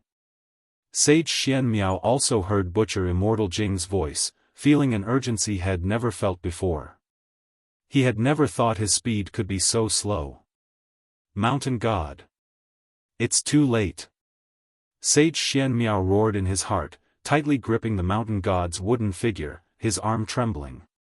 If it's too late, then throw it out. Gu An's voice reached his ears. Upon hearing this, he immediately hurled the wooden figure forward. As soon as the figure left his hand, it burst forth with terrifying speed, transforming into a streak of cyan light that charged towards the Wanji forest with unstoppable force. Almost instantly, Butcher Immortal Jing sensed something, turning his head towards the horizon. Lu Lingjun was directly in Butcher Immortal Jing's line of sight, and feeling his gaze, her heart trembled. Under her were the white spirit demon emperor who was shaking even more. In a trance, Lu Lingjun seemed to sense something, subconsciously turning her head. Time seemed to freeze as she caught sight of a streak of cyan light. Within the cyan light, she vaguely saw a small figure. And Hao, struggling desperately, turned his head and saw the cyan light speeding over, passing above his head at an inconceivable speed. On the cliff, Li Xiandao watched as the cyan light streaked across the horizon, his vision blurring. In the desperate eyes of the countless sacrifices, a streak of cyan light pierced through the darkened sky, bringing light into their view. Butcher Immortal Jing's reaction surpassed everyone in the Taichen dynasty. He raised his hand to block, forming a black light with terrifying spiritual power to intercept the cyan streak. His face changed slightly, and he coldly said, "Mahayana realm, who are you?" Within the cyan light, the small wooden figure turned, facing Butcher Immortal Jing. The small wooden figure raised its hand, pointing at Butcher Immortal Jing. Butcher Immortal Jing's eyes narrowed as he suddenly clenched his right fist, forming a demonic claw of terrifying black light, aiming to crush the small wooden figure. Bang! A massive beam of cyan light suddenly emerged from behind the small wooden figure, engulfing Butcher Immortal Jing at an unimaginable speed. Too fast. Standing at the peak of the Mahayana realm, Butcher Immortal Jing couldn't even react. The towering origin tree of ephemera was instantly pierced by the cyan beam, its body rapidly turning to ash, dispersing the thunderclouds in the sky. The bright sky suddenly burst into view, causing countless people to subconsciously close their eyes. The cyan light around the small wooden figure dissipated. Silence fell over the world. Great cultivators of the 9 dynasties and the ephemera sect stared in shock at the diminishing body of the origin tree of ephemera, their minds blank. The small wooden figure turned, its body trembling slightly. In an instant, the sound of thunder exploded. The ground shattered, countless trees shot up, rushing towards the cultivators of the ephemera sect with mad speed. The great cultivators of the mystic heart realm instinctively tried to flee, but were swiftly entangled by the trees. Beyond the Mahayana array, endless trees rose, forming walls on all sides. The ephemera sect cultivators within the formation saw their faces change dramatically, leaping up to try to escape over the walls, but were immediately entangled by vines and pulled into the trees. No, what is this? Who? Sect hierarch, save me. Spare me! Spare me! Countless screams and cries erupted, plunging the earth into despair. The 9 dynasties cultivators scrambled to dodge, but soon realized that the vines and trees bypassed them, targeting only the ephemera sect cultivators. Daoist Tianshu of the 3 Pure Ones mountain hovered in the sky, overlooking the earth. Dust rose like an ocean, boundless, as if covering the entire mortal world. The trees twisted like azure dragons, mysterious and grand, shattering this mystic heart realm great cultivator's perception and cognition. He could not imagine such mighty power. It was as if heaven and earth were punishing the ephemera sect.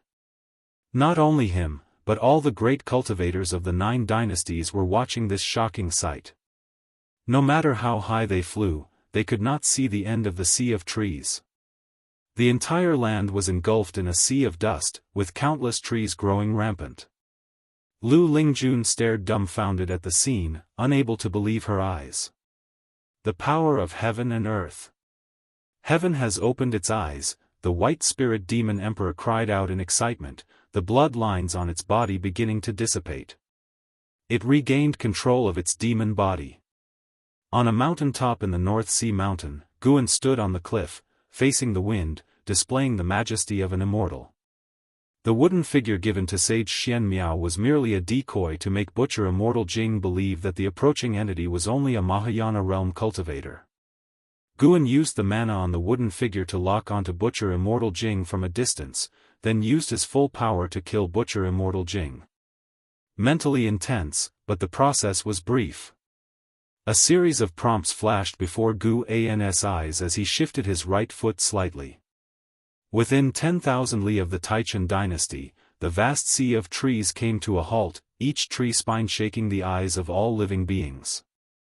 Guan turned, the wind lifting his black hair, and he walked into the forest, disappearing into the darkness as if he had never appeared. Meanwhile, Sage Xian Miao was still rushing towards the Taichun dynasty. When he reached its border, his speed began to slow. Staring at the towering, curving trees before him, he was struck with awe. Could this be the power of the mountain god? Sage Xian Miao descended slowly, landing on a cliff, standing as Guan had done before, the wind blowing against him. Unlike Guan's calm, his face was filled with shock. His eyes showed a mixture of surprise and reverence. Suddenly, he felt a deep sense of fear. He had been so rude to the mountain god, yet the mountain god had shown him mercy. The stark contrast between the modest mountain god and the magnificent spectacle before him overwhelmed his heart. He slowly knelt down, his knees mere inches from the cliff edge. To serve for a lifetime, it turns out to be my honor.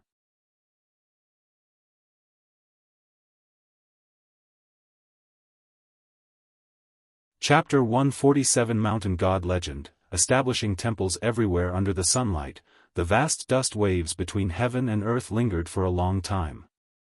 The hierarchs of the 9 dynasties sects gathered together, standing on the massive tree roots, looking at the surrounding scene, speechless. LV Badian was also the same. Even though the high-level members of the Ephemera sect had been dead for a while, the shock in his heart had yet to dissipate. They had battled for so long without breaking through the Ephemera sect's defenses, but in mere moments, the hierarch and the great cultivators of the mystic heart realm were all dead? What on earth had happened? Those standing at the top of the 9 dynasties' immortal cultivation world all felt complex and uneasy at that moment. Surviving this catastrophe brought them joy, but upon calming down, they felt fear. If the mysterious power that annihilated the Ephemera sect so easily could destroy them just as effortlessly? The Zhangtian sect leader, Liang Zhanghai, looked at Daoist Tianshu of the 3 Pure Ones mountain and asked, Daoist friend Tianshu, do you know what power this is? Everyone looked at Daoist Tianshu, their eyes filled with hope. Being the oldest sect among the 9 dynasties, 3 Pure Ones mountain's understanding of the world far surpassed theirs. Daoist Tianshu's expression was complex. He took a deep breath and said, Poor Daoist also does not know what existence acted, but perhaps heaven and earth are punishing the Ephemera sect. Heaven and earth? The faces of the hierarchs changed unpredictably. The sect leader of the Jiueshan sect from the Taizong dynasty, Zhong Wujin, looked into the distance and sighed, if heaven and earth have a spirit, why did it wait for so many deaths before acting? Looking in the direction of his gaze, the disciples of various sects were escorting captives turned sacrificial victims. Their figures were as numerous as the stars, yet appeared so insignificant amidst the sea of trees. No one answered Zhong Wujin's question. This battle shattered their pride. Having witnessed such terrifying power, they realized that the unification realm was nothing, and the mystic heart realm was merely slightly stronger ants. The great cultivators of the mystic heart realm from the Ephemera sect died without any resistance. They could never forget the despair on those cultivators' faces before they died. It was the mountain god. The mountain god acted. A voice rang out, causing everyone to turn their heads, only to see Sage Xian Miao quickly flying over.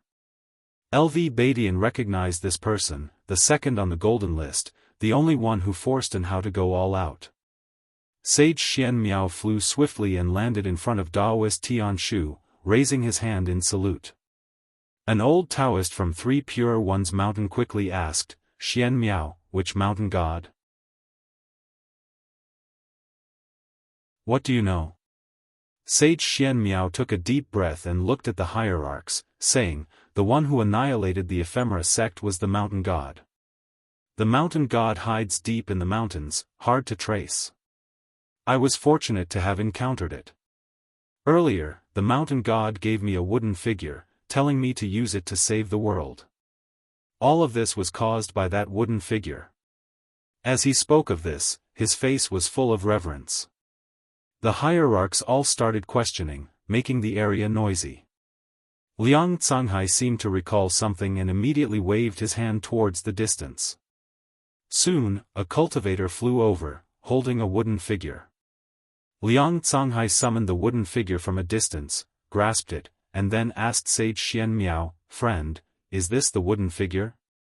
Sage Xian Miao immediately nodded, saying, "This is the mountain god's wooden effigy, do not offend it."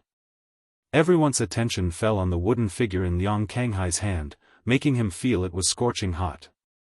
Some still doubted Sage Xian Miao's words, then Daoist Tianshu suddenly cast a spell, immobilizing Sage Xian Miao, and waved his horsetail whisk across his forehead, drawing out a vision. Everyone saw Sage Xian Miao kneeling in the woods, before him on a branch squatted a little white-clothed figure. Seeing this white-clothed figure, Liang Canghai was so frightened that he dropped the wooden figure. Identical. This mountain god was so small, yet it made the people present believe it indeed was the mountain god. The 9 Dynasties land is about to face utter disaster. Once all the people of the 9 Dynasties die and demons invade, no one will be left to worship you. Who said only humans can worship me, and who told you I only protect the human race? If you want me to act, it's not impossible, but what? What do you want? I want you to be my slave for all eternity, to serve my shrine, to guard it forever, never to be free. Listening to the mountain god's words, everyone's spine tingled with cold. The previous conversation left them puzzled about the mountain god's intentions, but the last words made them feel the mountain god's terrifying, unpredictable nature. Trading with immortals and gods came with a heavy price. In the tense weight of everyone, in the vision, Sage Xian Miao looked up and said words that shocked everyone's hearts. "All right, I willingly become the mountain god's slave, just ask the mountain god to save the world. Take it and save the world." The mountain god threw Sage Xian Miao a wooden figure, then Sage Xian Miao stood up, saluted, and left with the figure. The vision abruptly ended here. Daoist Tianxia's expression changed slightly, suddenly spewing a mouthful of reverse blood, his face turning pale. Sage Xian Miao regained his movement and frowned at Daoist Tianshu. The other hierarchs looked at Sage Xian Miao with complex expressions. Sage Xian Miao's spirit of sacrificing himself for the people made them deeply admire him, truly worthy of being the sole disciple of the Taiqing lineage from the 3 Pure Ones mountain. Knowing the mountain god's existence made them feel relieved. Compared to the so-called power of heaven and earth, the mountain god was more reassuring. Moreover, from the mountain god's words, it seemed he didn't care much about the mortal world. The mountain god cannot be inferred or speculated. Supported by his fellow disciples, Daoist Tianshu said these words.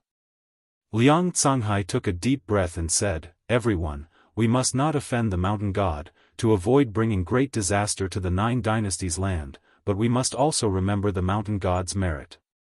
Everyone should recall the mountain god's image, and after returning, erect statues and shrines in their sects, and spread the mountain god's virtue across the land." These words were immediately agreed upon by all the hierarchs. Sage Xian Miao walked up to Liang Canghai and grasped the wooden figure that floated in the air. He turned to the people of the 3 Pure Ones mountain, raised his hand in salute, and said, "Elders and uncles, tell my master after you return that I am no longer the Taiqing heir of the 3 Pure Ones mountain, and I will not be returning. Please, forgive my waywardness." Daoist Tianshu and the other Taoists of the 3 Pure Ones mountain all sighed but did not stop him. A person without faith cannot stand. Serving the mountain god may not necessarily be a punishment. Xian Miao, no matter what happens in the 3 Pure Ones mountain in the future, you must not disobey the mountain god's will, understand? Daoist Tianshu said earnestly. Sage Xian Miao nodded, then turned and left. Some of the hierarchs' eyes flashed with hesitation about whether to send someone to follow Sage Xian Miao, but looking at the terrifying scene around them, they ultimately gave up. At least for now, it's better not to provoke the mountain god. In the distance, Lu Lingjun stood on a giant tree, the white spirit demon emperor shrunk and coiled on her shoulder. Mountain God. As expected of the great heavenly spirit land, there truly are immortals, the white spirit demon emperor said excitedly. They had seen the hierarch's discussion from afar and even saw the vision that Daoist Tianshu projected. Not only them, but the mystic heart realm cultivators of various sects were also watching and had witnessed the previous scenes. The existence of the mountain god shook the understanding of the mystic heart realm cultivators. Lu Lingjun was recalling the little white-clothed figure in the vision. In the mystic valley, within a pavilion. Guan was in a pleasant mood. This intervention had earned him 1,270,000 years of lifespan. Among them, Butcher Immortal Jing of the Mahayana realm 9th layer brought 649 years of lifespan, and the origin tree of ephemera of the 8th rank brought 7,500 years of lifespan. The other cultivators of the ephemera sect brought him only a few decades of lifespan, with most of the mystic heart realm cultivators providing less than 40 years. This time, he killed nearly 30,000 ephemera sect cultivators, not all of them, but definitely the elite. After this battle, the ephemera sect would surely dissolve. He had killed as many as 72 mystic heart realm cultivators. Guan looked at his total lifespan, now exceeding 3,300,000 years, feeling even happier. He immediately took out the Green Hero Travelogue, ready to cultivate his mind. After the fall of the ephemera sect, there should be peace for decades to come. He wondered if he could break through 10 million years of lifespan before the great demon calamity arrived. The battle report from Wanji Forest had yet to reach the supreme sect, which remained in a tense atmosphere. It was not until nightfall that Guan began to move, going out to pick ephemera. Just like before, these ephemera only provided a year of lifespan, but he did not disdain them at all. 3 days later. The supreme sect was in shock. The destruction of the ephemera sect had spread throughout the immortal cultivation world. At noon, Yilan came to visit Guan, telling him about the great battle in the Wanji forest. As a disciple of the law enforcement hall, she had more comprehensive information. She also mentioned the mountain god. The mountain god's power is truly world-ending and unimaginable. The ephemera sect was strong, but the mountain god destroyed them in an instant. The mountain god is so powerful. I would believe it if told he was an immortal from heaven, Yilan said excitedly, not as composed as usual. For cultivators, the existence of the mountain god was thrilling news. There were indeed immortals in the world. Guan feigned excitement, eagerly questioning her, satisfying Yilan's desire to share. Guan had already mentally prepared for the spread of the mountain god's legend by Sage Xianmiao. Sage Xianmiao would hide his whereabouts but boast about the mountain god to everyone. Earlier, Guan had sensed when Daoist Tianshu extracted Sage Xianmiao's memories. This was the ability of the immortal path. He had used his divine sense to strike Daoist Tianshu from afar, a small warning to the hierarchs. Daoist Tianshu hadn't realized it was a divine sense attack, believing he had suffered a backlash, making him more reverent towards the mountain god. After talking for 2 ancient hours, Yilan finally left. Her fighting spirit had been rekindled. If there was a mountain god in this world, what else could be impossible? Guan had still underestimated the influence of the mountain god. Over the next period, every time Guan went to the outer city, he could hear people talking about the mountain god. The outer city had already built a mountain god Daoist temple where people burned incense and prayed, making it very lively. At the same time, the 9 dynasties sects were purging the world of ephemera. Within less than a month, 90% of the ephemera across the land had vanished, with the remaining sparsely distributed. Guan couldn't be bothered to collect more. Even so, his harvest was still massive.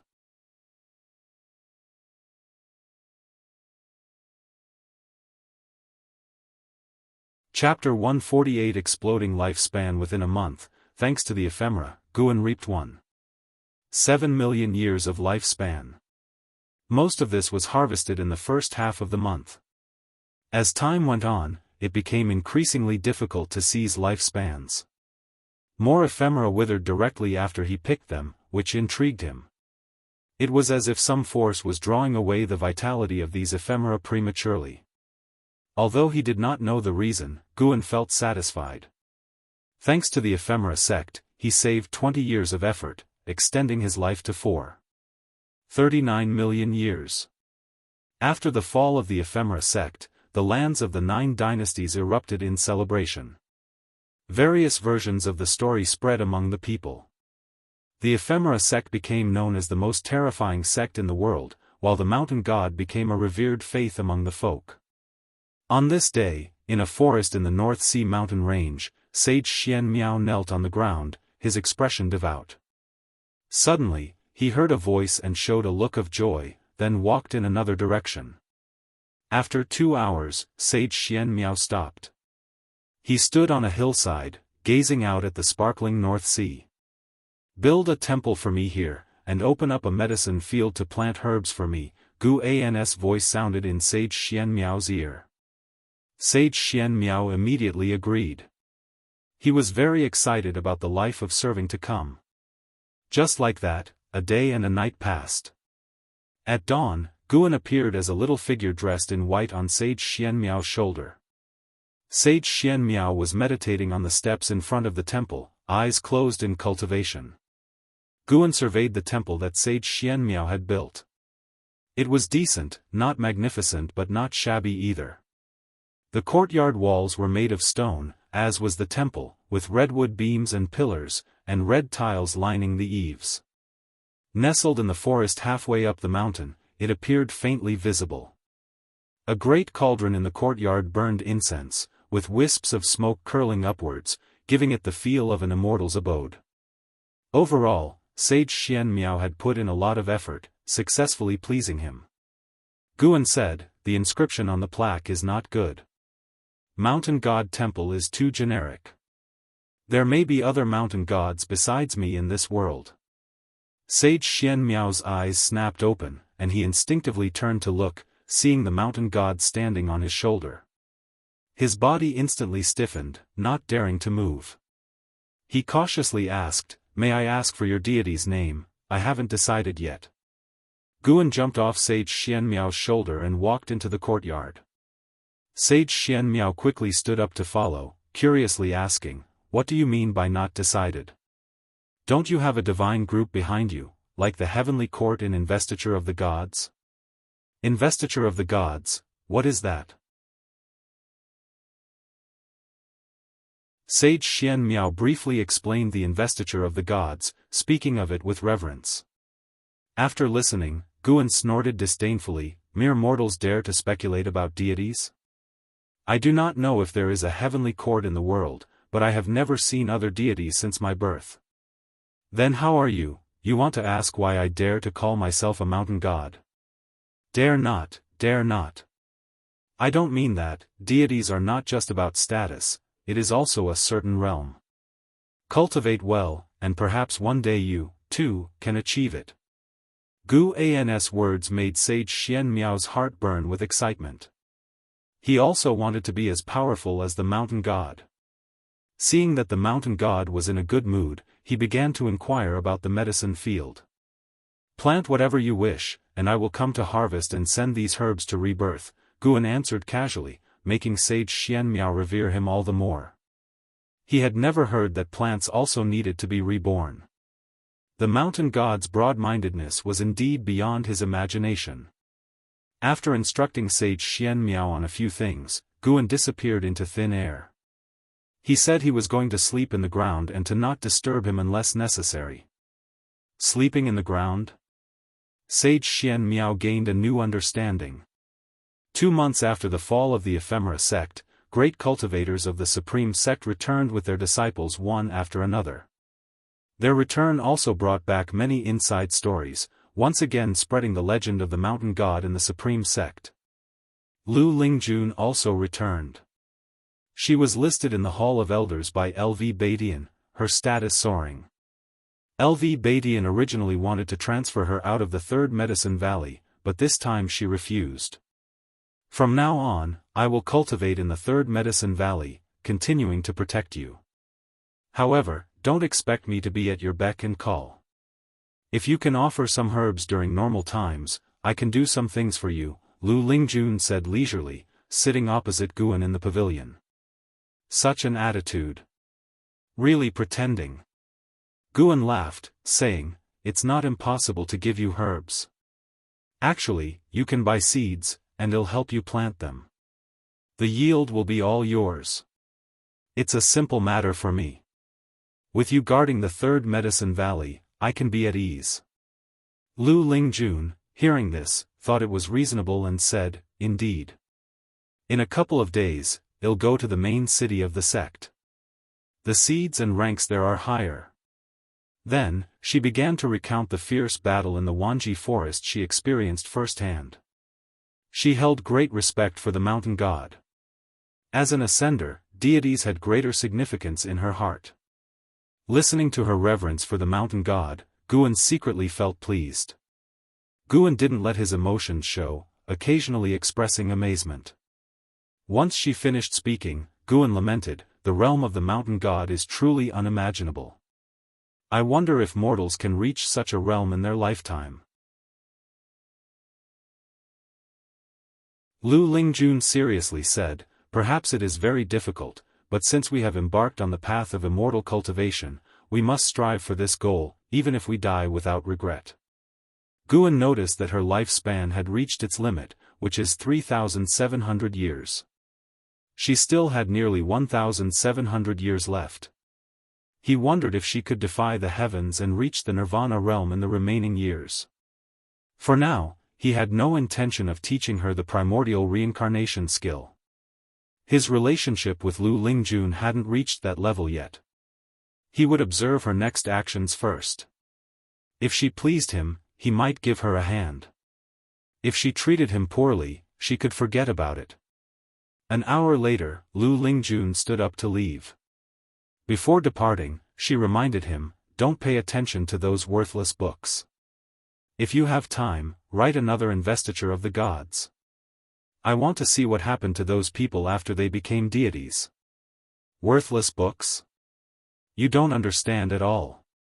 Guan glared at Lu Lingjun's back. After she closed the door, he took out the Supreme Secret Records. This was the last volume of the Supreme Secret Records.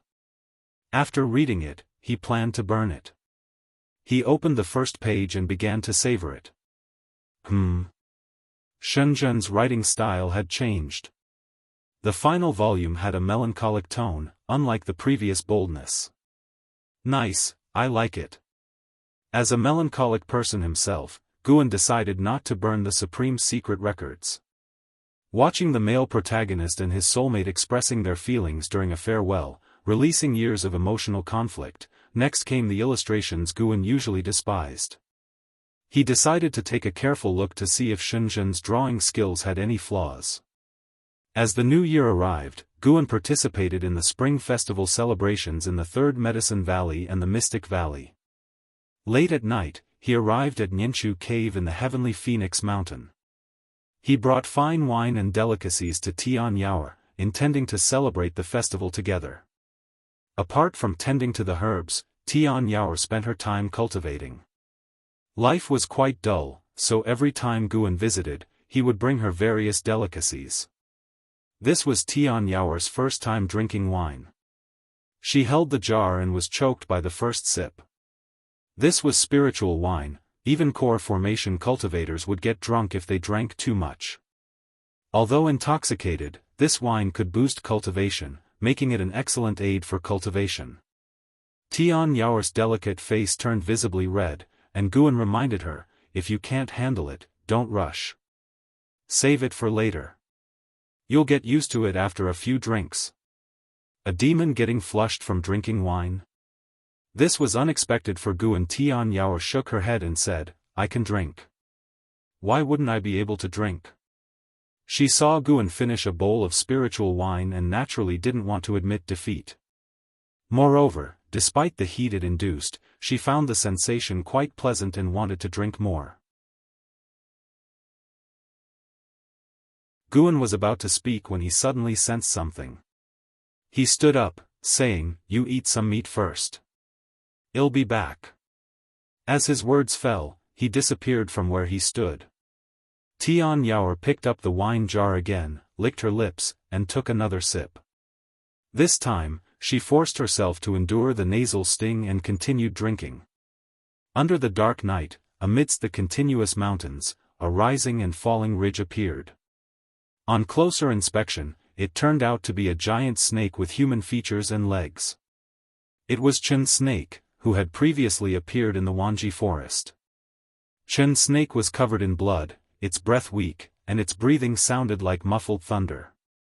Around it, demon fog churned, with faint ghostly shadows approaching.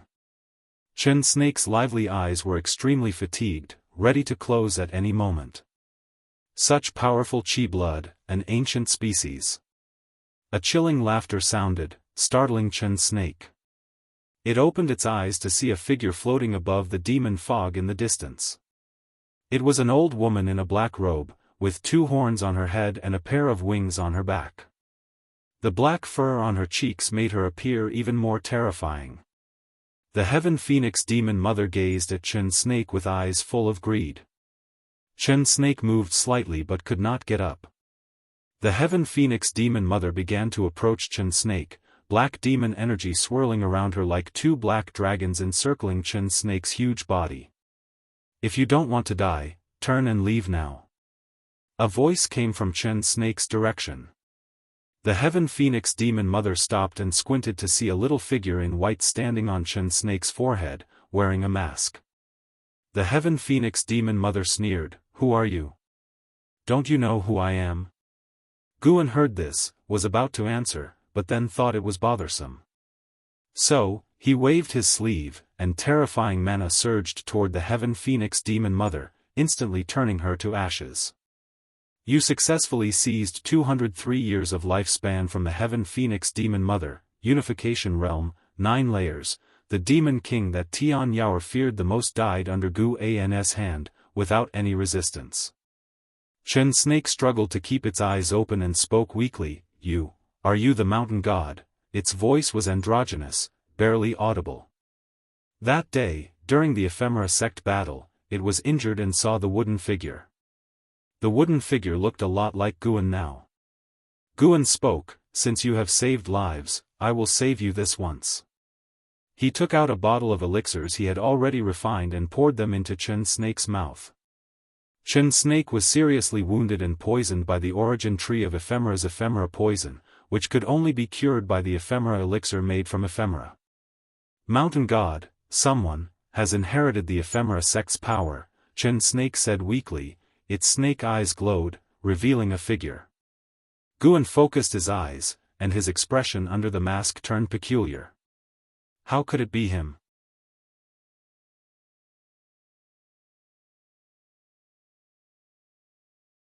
Chapter 149 Unify the Universe, Conquer the Demons Together. Li Xiandao. How did this guy inherit the power of the ephemera sect? Guan asked. Inherit power? What kind of power does the ephemera sect have to inherit? Chen Snake answered with difficulty. The ephemera flowers spread all over the world absorb spiritual energy for the spirit of ephemera, which is also an ancient species. It can absorb the spiritual energy of the world through the ephemera flowers. Once it is merged with a living being, all the ephemera flowers will lose their vitality, leaving only the husks. The figure in its eyes was Li Xiandao, whose true form was revealed. Li Xiandao seemed to be communicating with someone, but no sound came out. Guan asked, "Are your injuries due to trying to stop him?" "That's right, he has the support of the Mystic Heart Realm behind him, but he didn't kill me," Chen Snake replied. Guan asked, "Do you want me to kill him?" "If possible, it's best to cripple his cultivation level. The spirit of ephemera is ultimately an ominous entity. Then you should take good care of your injuries, and one day remove him yourself. Your poison will soon be gone." Guan replied casually, regardless of truth. How could he possibly listen to Chen Snake's words and cripple someone just like that?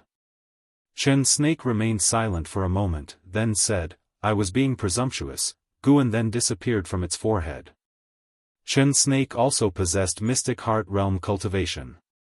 Once the poison was removed, even the demons of the Heavenly Phoenix Mountain couldn't do anything to it. Sensing Gu An's disappearance, Chen Snake closed its eyes, and its breathing began to weaken. On the other side, Guan returned to the Ninshu cave and was surprised to find Tian Yaoer already drunk, lying on the table. He picked up the jar and found it completely empty. This girl. Guan smiled helplessly, picked up Tian Yaoer, and walked towards the room. Master! Master, help me, kill the demon mother, avenge my parents, Tian Yaoer mumbled as she clung to Gu An's neck, her hot breath landing on his neck. Guan didn't tell her that the Heaven Phoenix demon mother was already dead. With a target of hatred, she would work even harder in her cultivation. The next day at noon, Guan came to Tianya Valley. Last night, he had used divine sense to capture that Li Xiandao had returned to Tianya Valley. From afar, Guan saw Li Zuando's figure. He was sitting at a stone table under a tree, holding a book in one hand. Li Xiandao, Void Crossing Realm 7th Layer 271/1599/6050, Void Crossing Realm 7th Layer. His cultivation level had increased again. The most crucial thing was that his extreme lifespan had doubled. Guan remembered that his extreme lifespan was just over 3,000 years. Is the spirit of ephemera so powerful?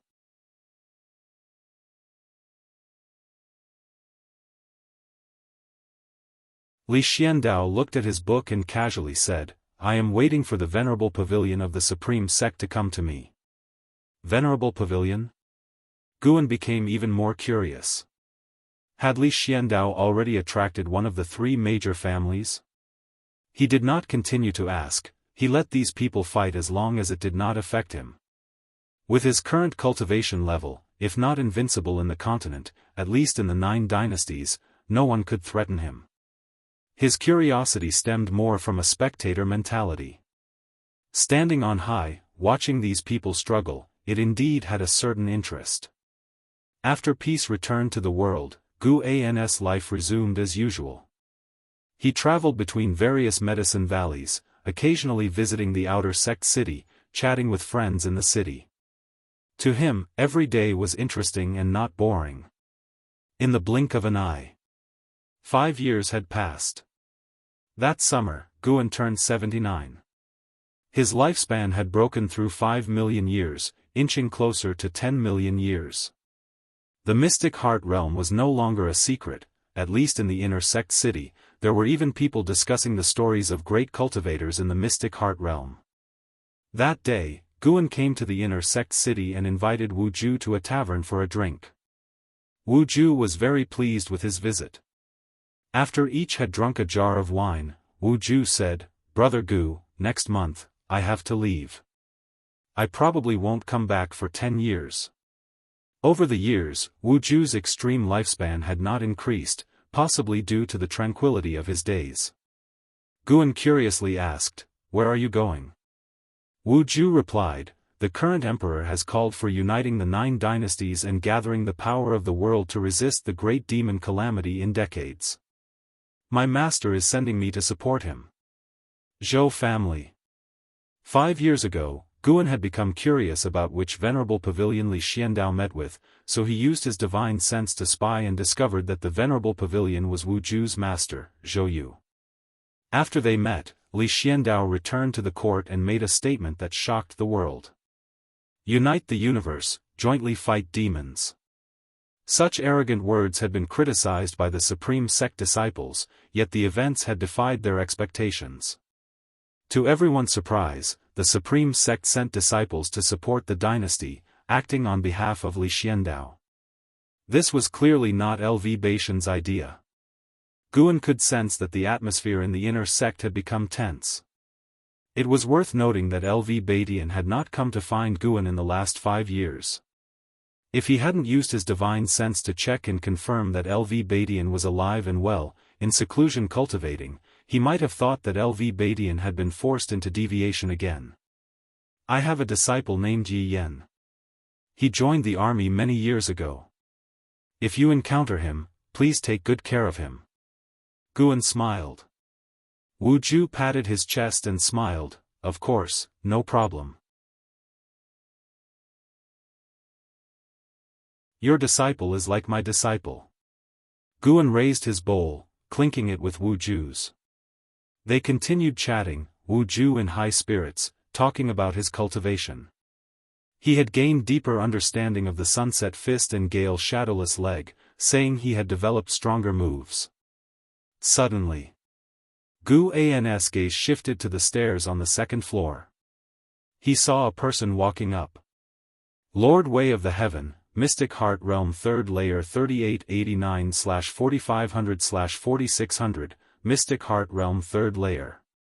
Guan glanced briefly before looking back, curious. Who is this person? He had lived for more than 3,800 years. In front of him, even the late ancestor Xian Tian would be a junior. Lord Wei of the Heaven wore a blue robe and held a horsetail whisk. His beard reached below his chin, and his hair was coiled on top of his head. His aura was like the core formation realm, so he didn't attract the attention of other disciples. This kind of appearance was not uncommon in the immortal cultivation world. There were two people similar to him just on the inn's second floor. Lord Wei of the Heaven scanned around, his gaze landing on Wu Ju. He walked over and asked with a smile, "Could the two young friends allow this poor Daoist to join you?" Wu Ju frowned and looked at Guan. Guan smiled, "Since we are fellow disciples, how could we refuse? Daoist friend, please sit." Lord Wei of the Heaven stroked his beard with a smile and sat down. He introduced himself, "This poor Daoist's surname is Wei, not a disciple of the supreme sect, just a visitor. Today, seeing the two of you, I felt a sense of familiarity and came to disturb you." His words made Wu Ju's frown even deeper. In Wu Ju's early life, the supreme sect had experienced several upheavals due to spies, so he had a strong aversion to cultivators from other sections. Guan asked, "Which sect do you belong to, Brother Wei?" Lord Wei of the Heaven looked at Guan and smiled, "This poor Daoist comes from the 7 Stars Spirit Realm. Have you too heard of it?" Guan shook his head. Wu Ju replied unhappily, "What exactly are you trying to find out? Just say it plainly and don't disturb our drinking." Lord Wei of the Heaven shook his head with a laugh. He took out a green jade from his sleeve, placed it on the table, and pushed it in front of Wu Ju. "This poor Daoist sees that you have outstanding potential, a spiritual presence at the top of your skull. You are destined to join our 7 Stars Spirit Realm and wish to invite you to cultivate there." He turned to look at Guan, who also looked at him expectantly. But he just smiled and nodded, politely but awkwardly. Guan maintained a smile and didn't speak. Wu Ju huffed, 7 Stars Spirit Realm? Never heard of it. Am not going. Lord Wei of the Heaven stroked his beard, laughing to himself without speaking, as if laughing at Wu Ju's ignorance. This attitude made Wu Ju even more unhappy. He glared at him, his hands already clenched into fists. Lord Wei of the Heaven laughed, "My young friend, do you know how many people in the 9 dynasties would want to join the 7 Stars Spirit Realm? Even if it was just for a few years of cultivation, they would eagerly and desperately go." Hearing this, Guan suddenly thought of the Holy Land that Ji Xiaoyu had gone to. Could the 7 Stars Spirit Realm be the legendary Holy Land?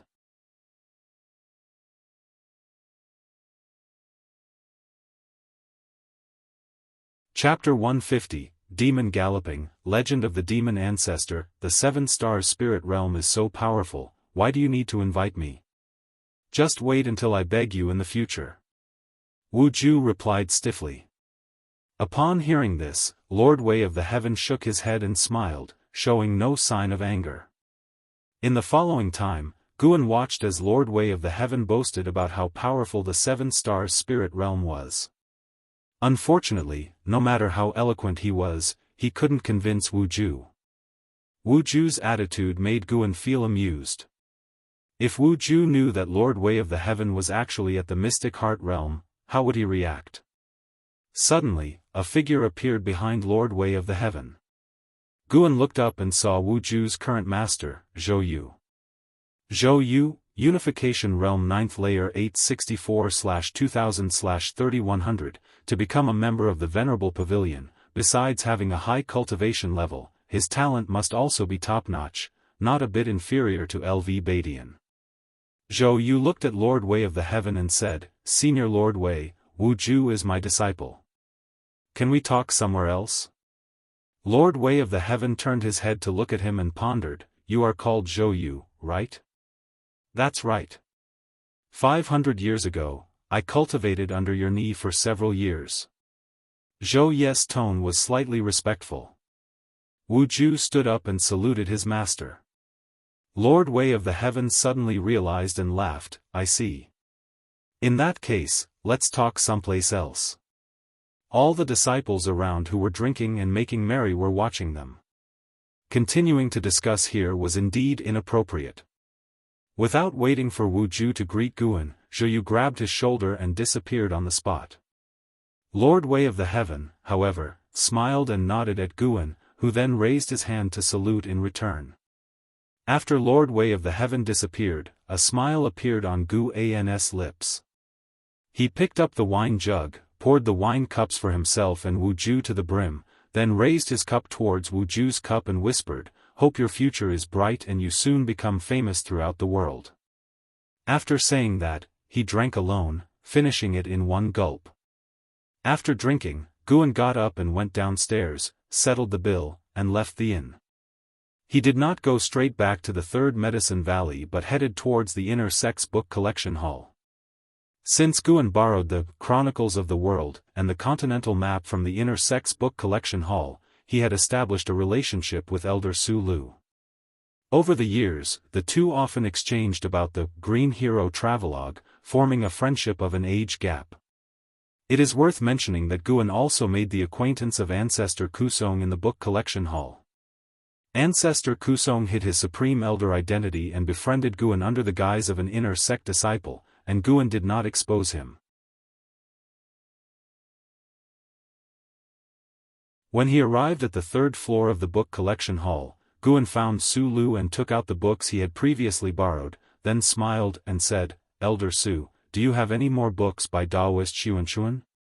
Daoist Xianxia was the author of the book Su Lu had lent to Guan. This book was not sold in the Book Collection Hall, it was a book sent back by a friend of Su Lu who had gone overseas. It was said to be very popular. After reading it, Guan found that Daoist Zunshan's writing was indeed excellent. He even saw traces of Green Hero Travelogue in it. Later, he heard from Su Lu that Green Hero got inspiration to write Green Hero Travelogue after reading this book by Daoist Xianxia.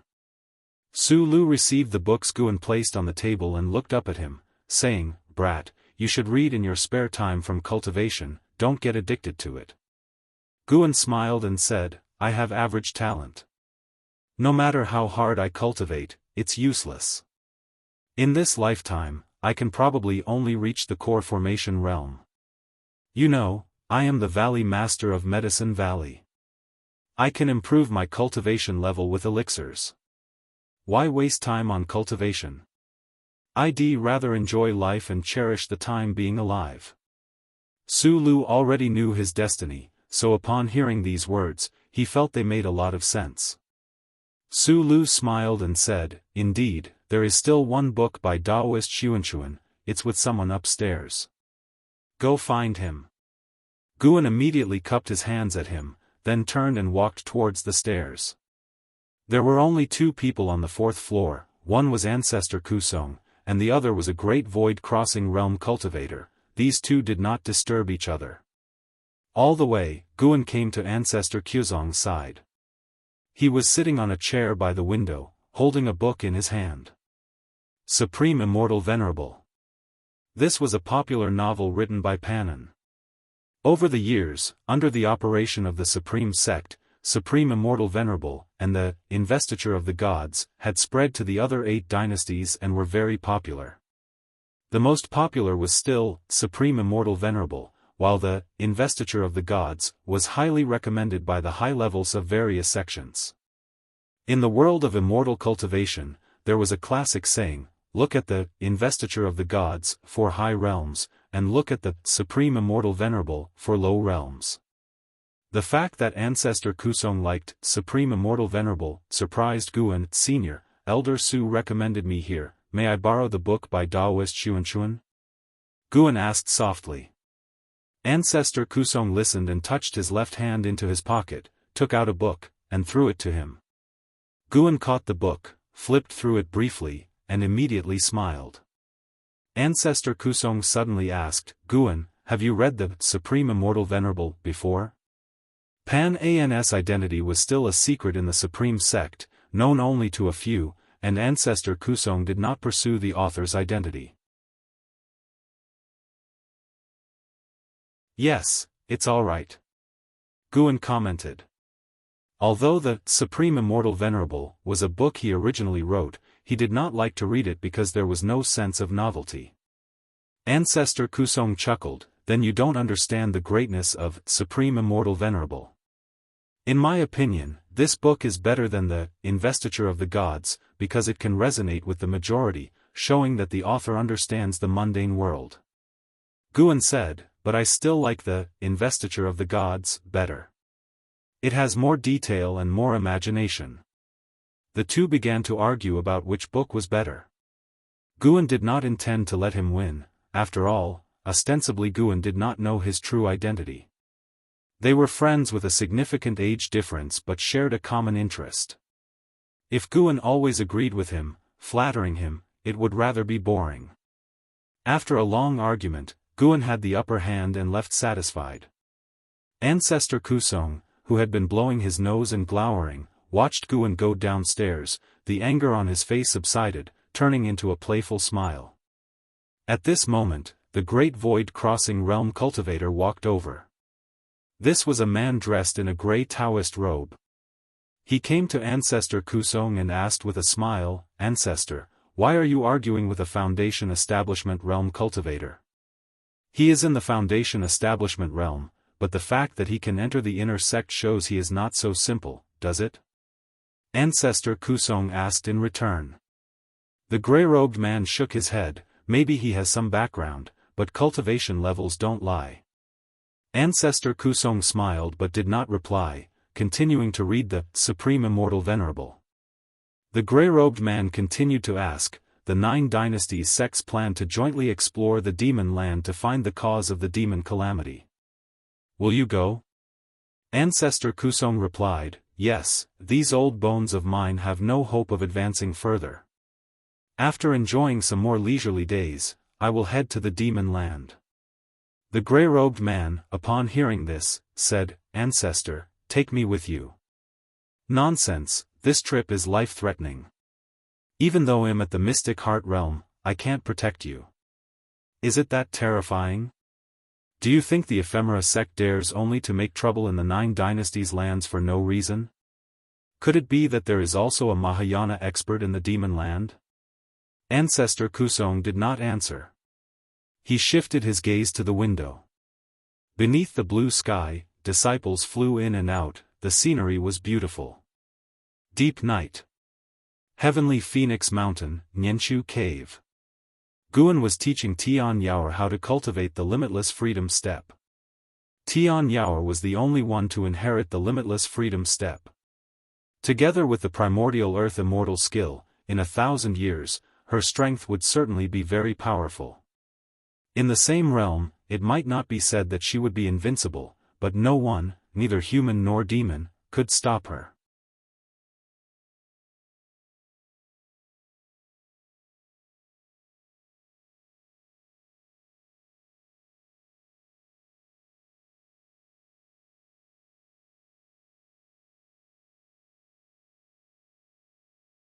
The human cultivators of today simply can't contend with the demon ancestor, Tian Yaoer said with her head tilted.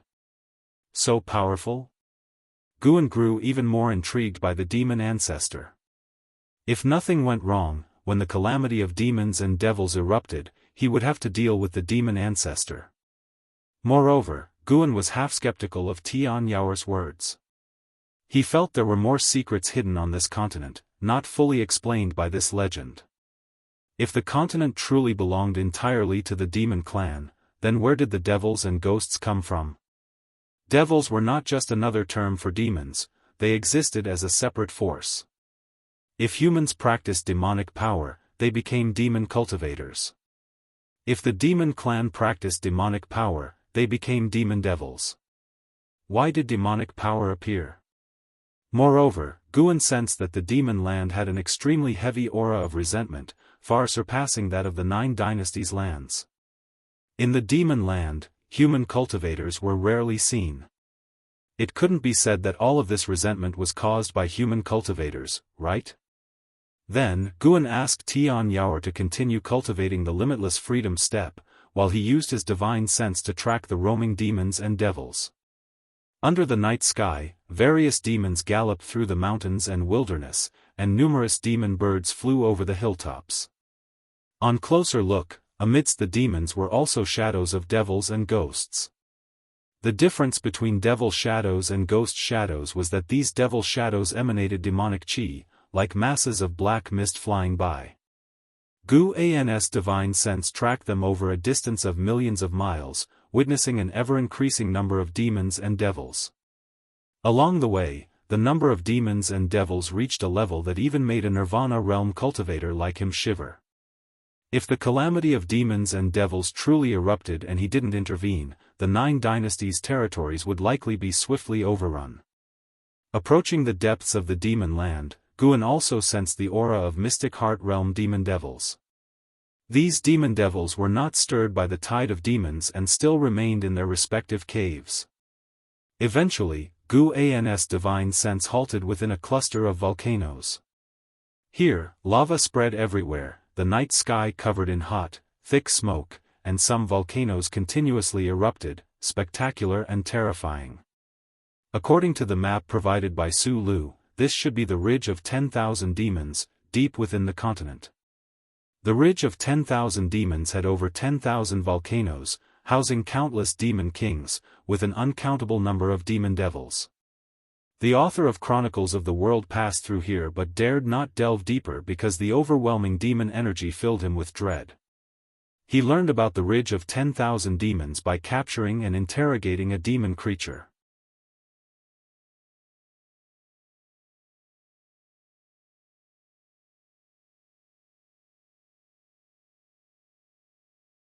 Just the divine reaching mystic gate alone was enough to make him regard 3 pure ones mountain highly.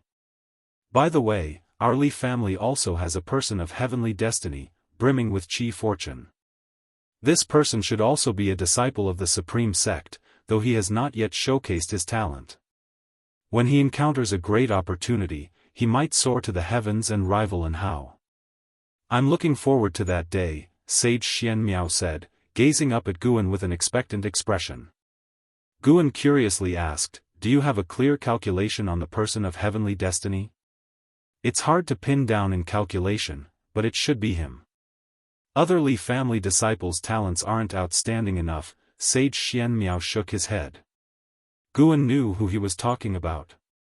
The most talented disciple of the Li family in the supreme sect could only be Liya. But in truth, Li Xuando's talent was even more terrifying. Perhaps Li Xiandao was the true person of heavenly destiny in the Li family. From the current trend, Li Xiandao indeed had the talent to rival in Hao.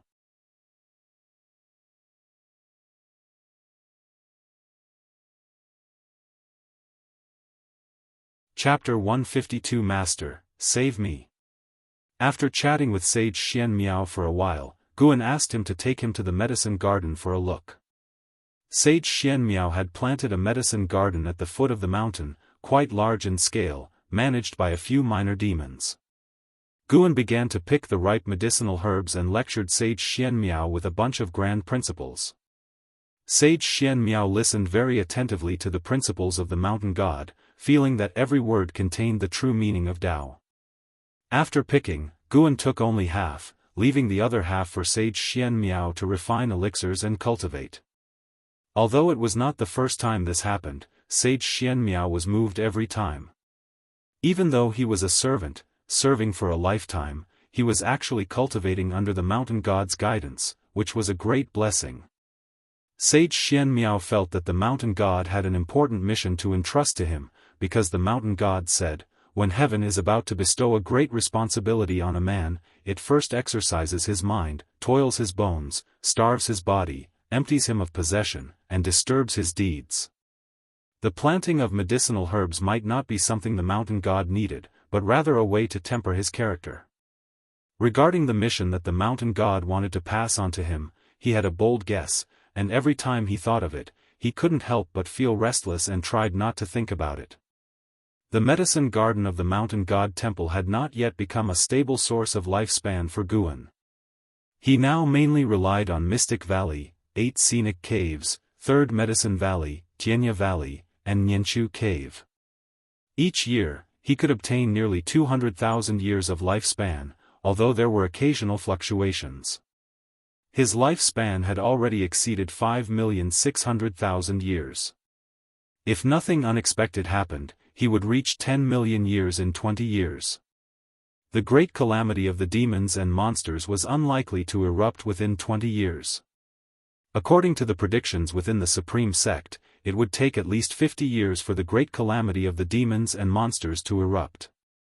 After returning to Mystic Valley, Guan continued to act as an ordinary disciple. It was worth mentioning that Gu Zong had already promoted Guan to an inner sect disciple, but Guan still preferred to wander around the outer city. He had many friends in the outer sect. He was a nostalgic person. Just like that, another year passed. Summer arrived. Guan was practicing calligraphy in a pavilion in Mystic Valley. While practicing, he was also contemplating the profound formations in the Ziwei Array Chronicles. Lu Jiojia suddenly came to visit Guan. Hearing the knock on the door, Guan let him in.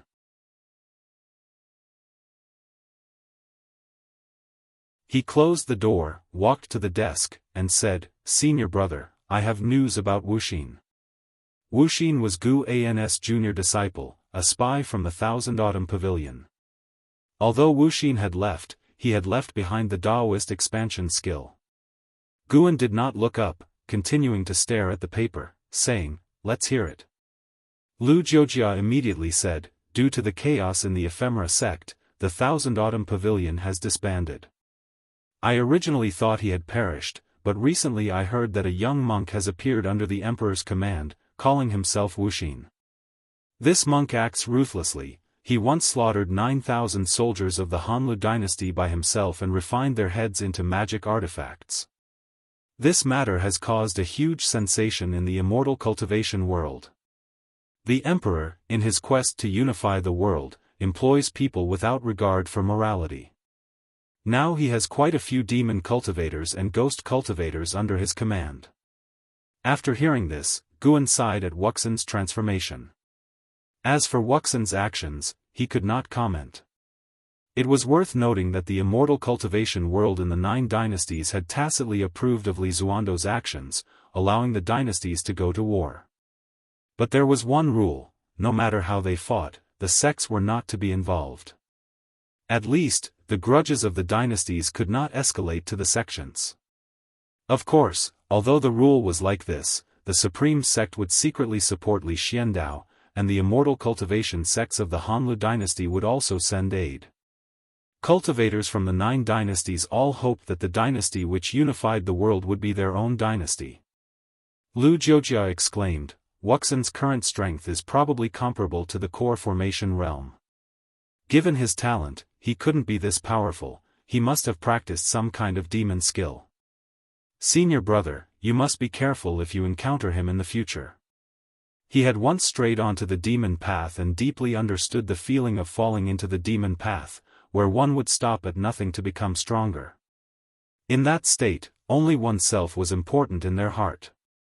Guan nodded, saying, "Don't worry, I normally won't leave the Supreme Sect's territory." He certainly won't dare to come. The Supreme Sect was flourishing. The influence of the Golden List Conference and the works of Pan brought in more and more disciples to the Supreme Sect. Many powerful loose cultivators also joined the Supreme Sect. Each passing year saw a significant increase in the Supreme Sect's strength on paper. The most noticeable point was that Guan rarely saw demon cultivators infiltrate the Supreme Sect anymore. After speaking about this matter, Lu Jiujia no longer disturbed Guan. Guan continued practicing calligraphy, thinking that he could showcase his penmanship in the next book. Such beautiful calligraphy should not be hidden for personal admiration. Perhaps I am not a genius in immortal cultivation, but I am definitely a genius in calligraphy. Guan praised himself in his heart, feeling increasingly joyful. At that moment, he suddenly felt someone calling him. He thought it was Sage Xianmiao, but sweeping his divine sense, he realized Sage Xianmiao was meditating.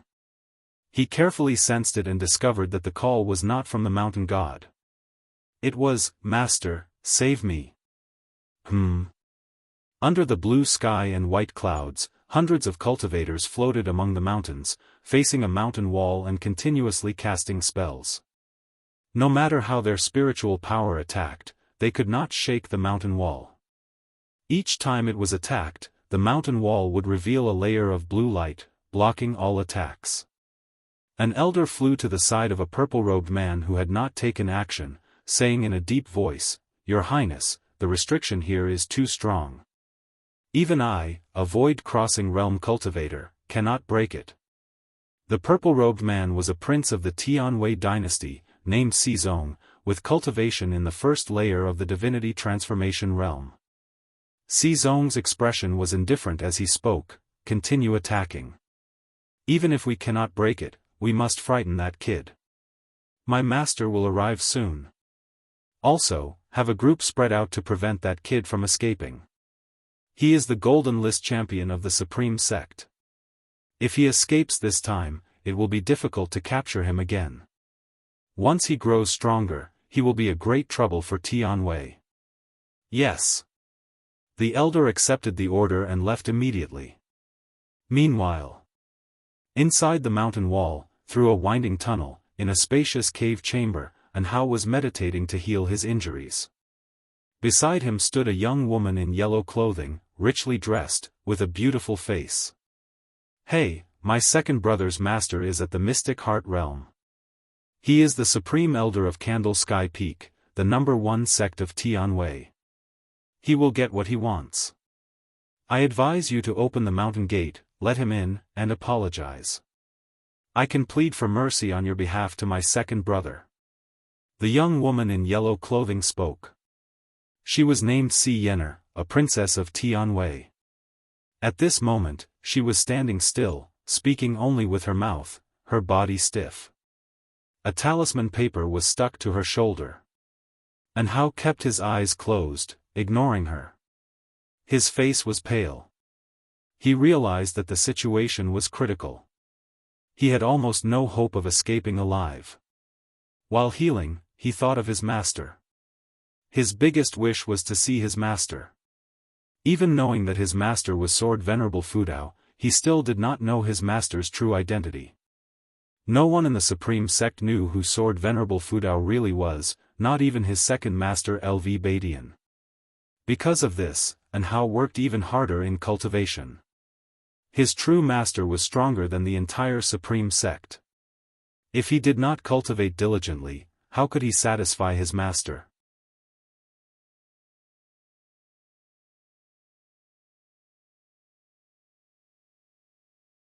Si Yener laughed gleefully upon hearing this. "Isn't your master the sect leader of the Supreme Sect? It said he is only at the Unification Realm. He's not a match for my brother's master. Besides, he's far away in the Supreme Sect. He couldn't possibly come to save you." Anhao glared at her, shouting angrily, "The master I speak of is not LV Badian." Si Yener pouted and asked, "Do you have a Mystic Heart Realm master then?" Anhao could not answer because he had promised his master not to reveal his master's existence. At that moment, a hand pressed on Anhao's shoulder, startling him. Then he heard a voice that made his eyes redden, "Silly disciple, it's only been how many years, and you're already calling for me to save you?"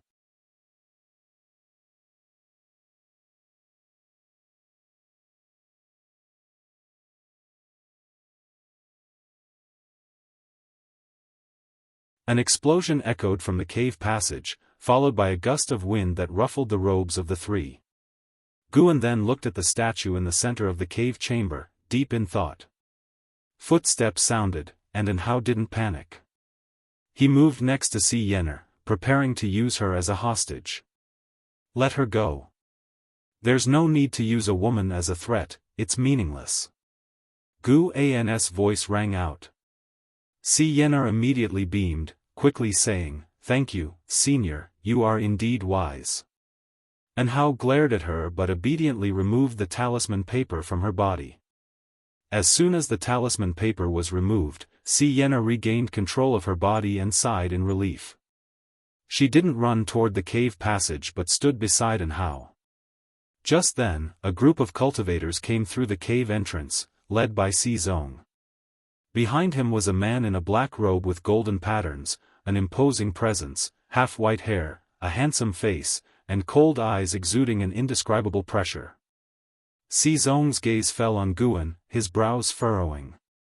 He raised his hand in greeting and asked, "May I ask who you are, Daoist friend, and why are you here?" Si Yener spoke up, "Second brother, he's Hao's master. Let's end this matter here." "Master?" Si Zong's frown deepened, and he asked, "Are you sect master LV?" Guan glanced at the black-robed man behind Si Zong and performed lifespan detection. Ancestor Xingyan, Mystic Heart Realm 2nd Layer 1904/4400/4600, the Tianwei dynasty truly hid dragons and crouching tigers. It's unclear if this person had been cultivating in Tianwei all along or if he returned from overseas due to the ephemera sect. Guan spoke, "I am not LV Badian. This cave was found by my disciple first, I advise you all to leave it at that." The cultivators behind Si Zong were taken aback, surprised by this person's firm attitude. And Hao grew excited and looked at Si Zong provocatively. Ancestor Xingyan stepped forward, standing in front of Si Zong. He scrutinized Guan, asking, "May I know your name, Daoist friend? Why not show your true face?" His divine sense couldn't penetrate Gu An's mask, making him wary of Guan. But only a little, after all, he was a Mystic Heart Realm cultivator. He had fought other Mystic Heart Realm experts during his battles with the ephemera sect, with mixed results. As a fellow Mystic Heart Realm cultivator, he couldn't be killed. Unless this person was as powerful as the ephemera sect hierarch, at the Mahayana realm. Mahayana realm? Ancestor Xingyan didn't believe it. If there was such a powerful existence, why hadn't he heard of it before? Guan turned to Ancestor Xingyan and uttered one word, "Scram." Scram. Everyone's faces changed drastically, especially those on Si Zong's side. They knew Ancestor Xingyan's background. Audacious. How dare you speak rudely to a great cultivator of the Mystic Heart Realm? An elder scolded angrily, while Ancestor Xingyan laughed coldly. And Hao was extremely excited. As expected of his master, how domineering. Si Yener looked at Guan, feeling that his arrogance stemmed from genuine confidence. Just as Ancestor Xingyan was about to speak, Guan sighed and muttered, "Annoying." As the words fell, Guan suddenly waved his sleeve. Mana burst forth, transforming into a strong wind that swept towards Ancestor Xingyan, Si Zong, and the others. His actions were too fast for anyone to react. As the strong wind passed, Ancestor Xingyan and the others turned to ashes, and their storage bags and rings fell to the ground. The cave chamber instantly fell silent. And Hao's eyes widened, and Si Yener froze, rubbing her eyes in disbelief. A series of messages appeared before Gu An's eyes, indicating that killing 57 cultivators had granted him over 1200 years of lifespan. Guan ignored Hao and Si Yener's shock, then approached the statue. The Mystic Heart Realm, dead? Si Yener muttered, beads of cold sweat forming on her forehead as she instinctively felt fear. And Hao was stunned for a while, then cheered and ran to Gu An's side, excitedly saying, "Master, how are you so powerful? What is your true realm?" Are you at the Mahayana realm as mentioned by the ephemera sect hierarch? Mahayana realm. These 3 words made Si Yenner's heart race. She could no longer think about Si Zong's death, as her heart was filled with fear and anxiety. She immediately ran towards the cave's entrance. And Hao just glanced at her and didn't stop her. After Gu An's earlier display, he felt incredibly confident. Even if the entire Tianwei dynasty surrounded their master and disciple duo, it would be courting death. Guan paid no attention to Hao. Seeing his master examine the statue, Hao dared not interrupt, standing obediently by the side. He looked at Guan with intense admiration in his eyes. He couldn't help but activate his spiritual power, stimulating his senses to ensure he wasn't dreaming. With such a powerful master, could he have destroyed the ephemera sect without the mountain god's intervention? Such a thought crossed Hao's mind, and his admiration for Guan deepened. Before long, Si Yenner returned. It turned out she wasn't escaping but rather telling the outside cultivators to leave quickly to avoid dying because of Si Zong. She quietly waited beside Hao. Hao frowned at her, and she raised her face defiantly and glared at him. At this moment, Guan raised his hand and struck the statue with a palm. Under his mana control, the statue began rotating. As the turtle statue moved, water started flowing from its base. After the statue rotated halfway, the turtle's mouth opened, and a beam of white light shot out, hitting the mountain wall. Under the watchful eyes of Hao and Si Yenner, the mountain wall revealed complex and dense ancient characters, each character writhing as if it wanted to escape the wall, making the 2 of them widen their eyes in astonishment. The strong light shone on their faces, and it seemed like a sun was forming in their eyes, growing larger. Upon closer inspection, a mass of strong light appeared on the mountain wall where the strange words were, expanding as if a gate to an exotic world was opening. The statue suddenly raised the stone staff in its hand and lightly tapped it. The strong light ahead sharply increased, enveloping the entire cave chamber, and a rich spiritual energy rushed towards Guan and the 2. Guan immediately walked towards the mountain wall, with Hao following closely. Si Yenner gritted her teeth and followed. Within the strong light, Hao couldn't cast spells, and even his divine sense couldn't spread out, forcing him to forge ahead. After about 10 steps, he suddenly bumped into someone and quickly stopped. Just as he was about to speak, the strong light before him faded, restoring his vision. What came into his view was a magnificent and beautiful world. They stood on a cliff, in front of boundless green mountains, with a blue sky and interwoven white clouds. Such rich spiritual energy. Hao was drawn to the area's spiritual energy and couldn't help but take a deep breath. What is that? Si Yenner exclaimed, pointing to the distant forest. Hao turned his head and followed her direction, seeing the trees swaying as if a gigantic beast was moving through them a few miles away. This is truly blessing, a loud and ancient voice echoed through the skies. Mahayana realm. Hao and Si Yenner's hearts raced. Guan remained calm, sensing the presence of 4 spirit beasts comparable to the unification realm, as well as a Mahayana realm remnant soul in this minor heaven and earth. The remnant soul was located within a stone statue hundreds of miles away, very weak. Guan spoke, "Go and give it a try, see if you have such blessing." Upon hearing this, Hao immediately leaped into the forest, followed by Si Yenner. After paying her respects to Guan, "Wait for me." Si Yenner shouted, quickly disappearing into the forest. Gu An's figure vanished, crossing a distance of hundreds of miles, reaching halfway up a mountain where a stone statue identical to the one in the cave chamber stood.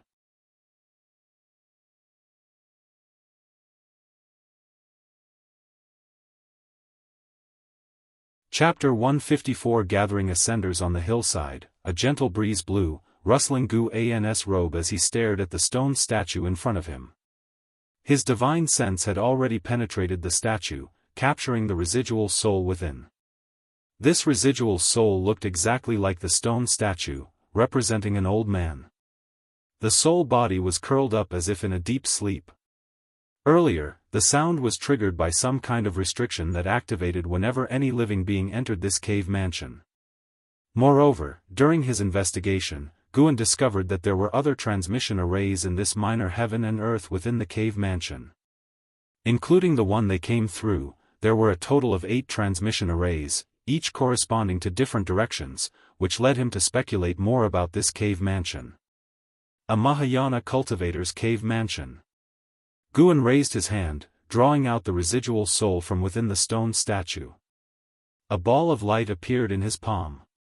Daoist Star Master, Mahayana Realm 3rd Layer 0/0/0, all zeros? Did this mean Daoist Star Master was truly dead? He immediately sent his divine sense into the residual soul of Daoist Star Master, performing the soul-capturing skill to search for memories. Rumble. In the distance came earth-shaking sounds, the noises of Anhao and Si Yener battling, entangled with a group of wooden puppets. Guan didn't turn around, focusing on soul-searching. An ancient hour later. The residual soul in Gu An's hand dissipated into smoke. Daoist Star Master had indeed long perished, leaving behind a residual soul in hopes of revival or taking over a body. However, the secret technique he used to preserve his soul couldn't withstand the erosion of time. Over the long years, his soul power was completely exhausted, leaving only a soul shell with some memories. Daoist Star Master came from the 7 Stars Spirit Realm, regarded as the holy land of this continent. In Daoist Star Master's memories, Guan learned a terrifying truth. The demon ancestor actually originated from the 7 Stars Spirit Realm. Daoist Star Master and several sect mates were ordered to bring the demon ancestor out, to nurture and have him create the demon clan. Later, for unknown reasons, Daoist Star Master left the 7 Stars Spirit Realm, journeyed south to the sea to escape the continent, but was ambushed by other cultivators from the 7 Stars Spirit Realm, severely injured, and finally hid in the Tian Way to open a grotto heaven, from which he never emerged until his final moment. Guan didn't see the true form of the demon ancestor from his memories. The demon ancestor was sealed in a wooden box, deeply feared by Daoist Star Master and his sect mates. After placing the box down, they immediately left, unsealing it remotely and quickly fleeing.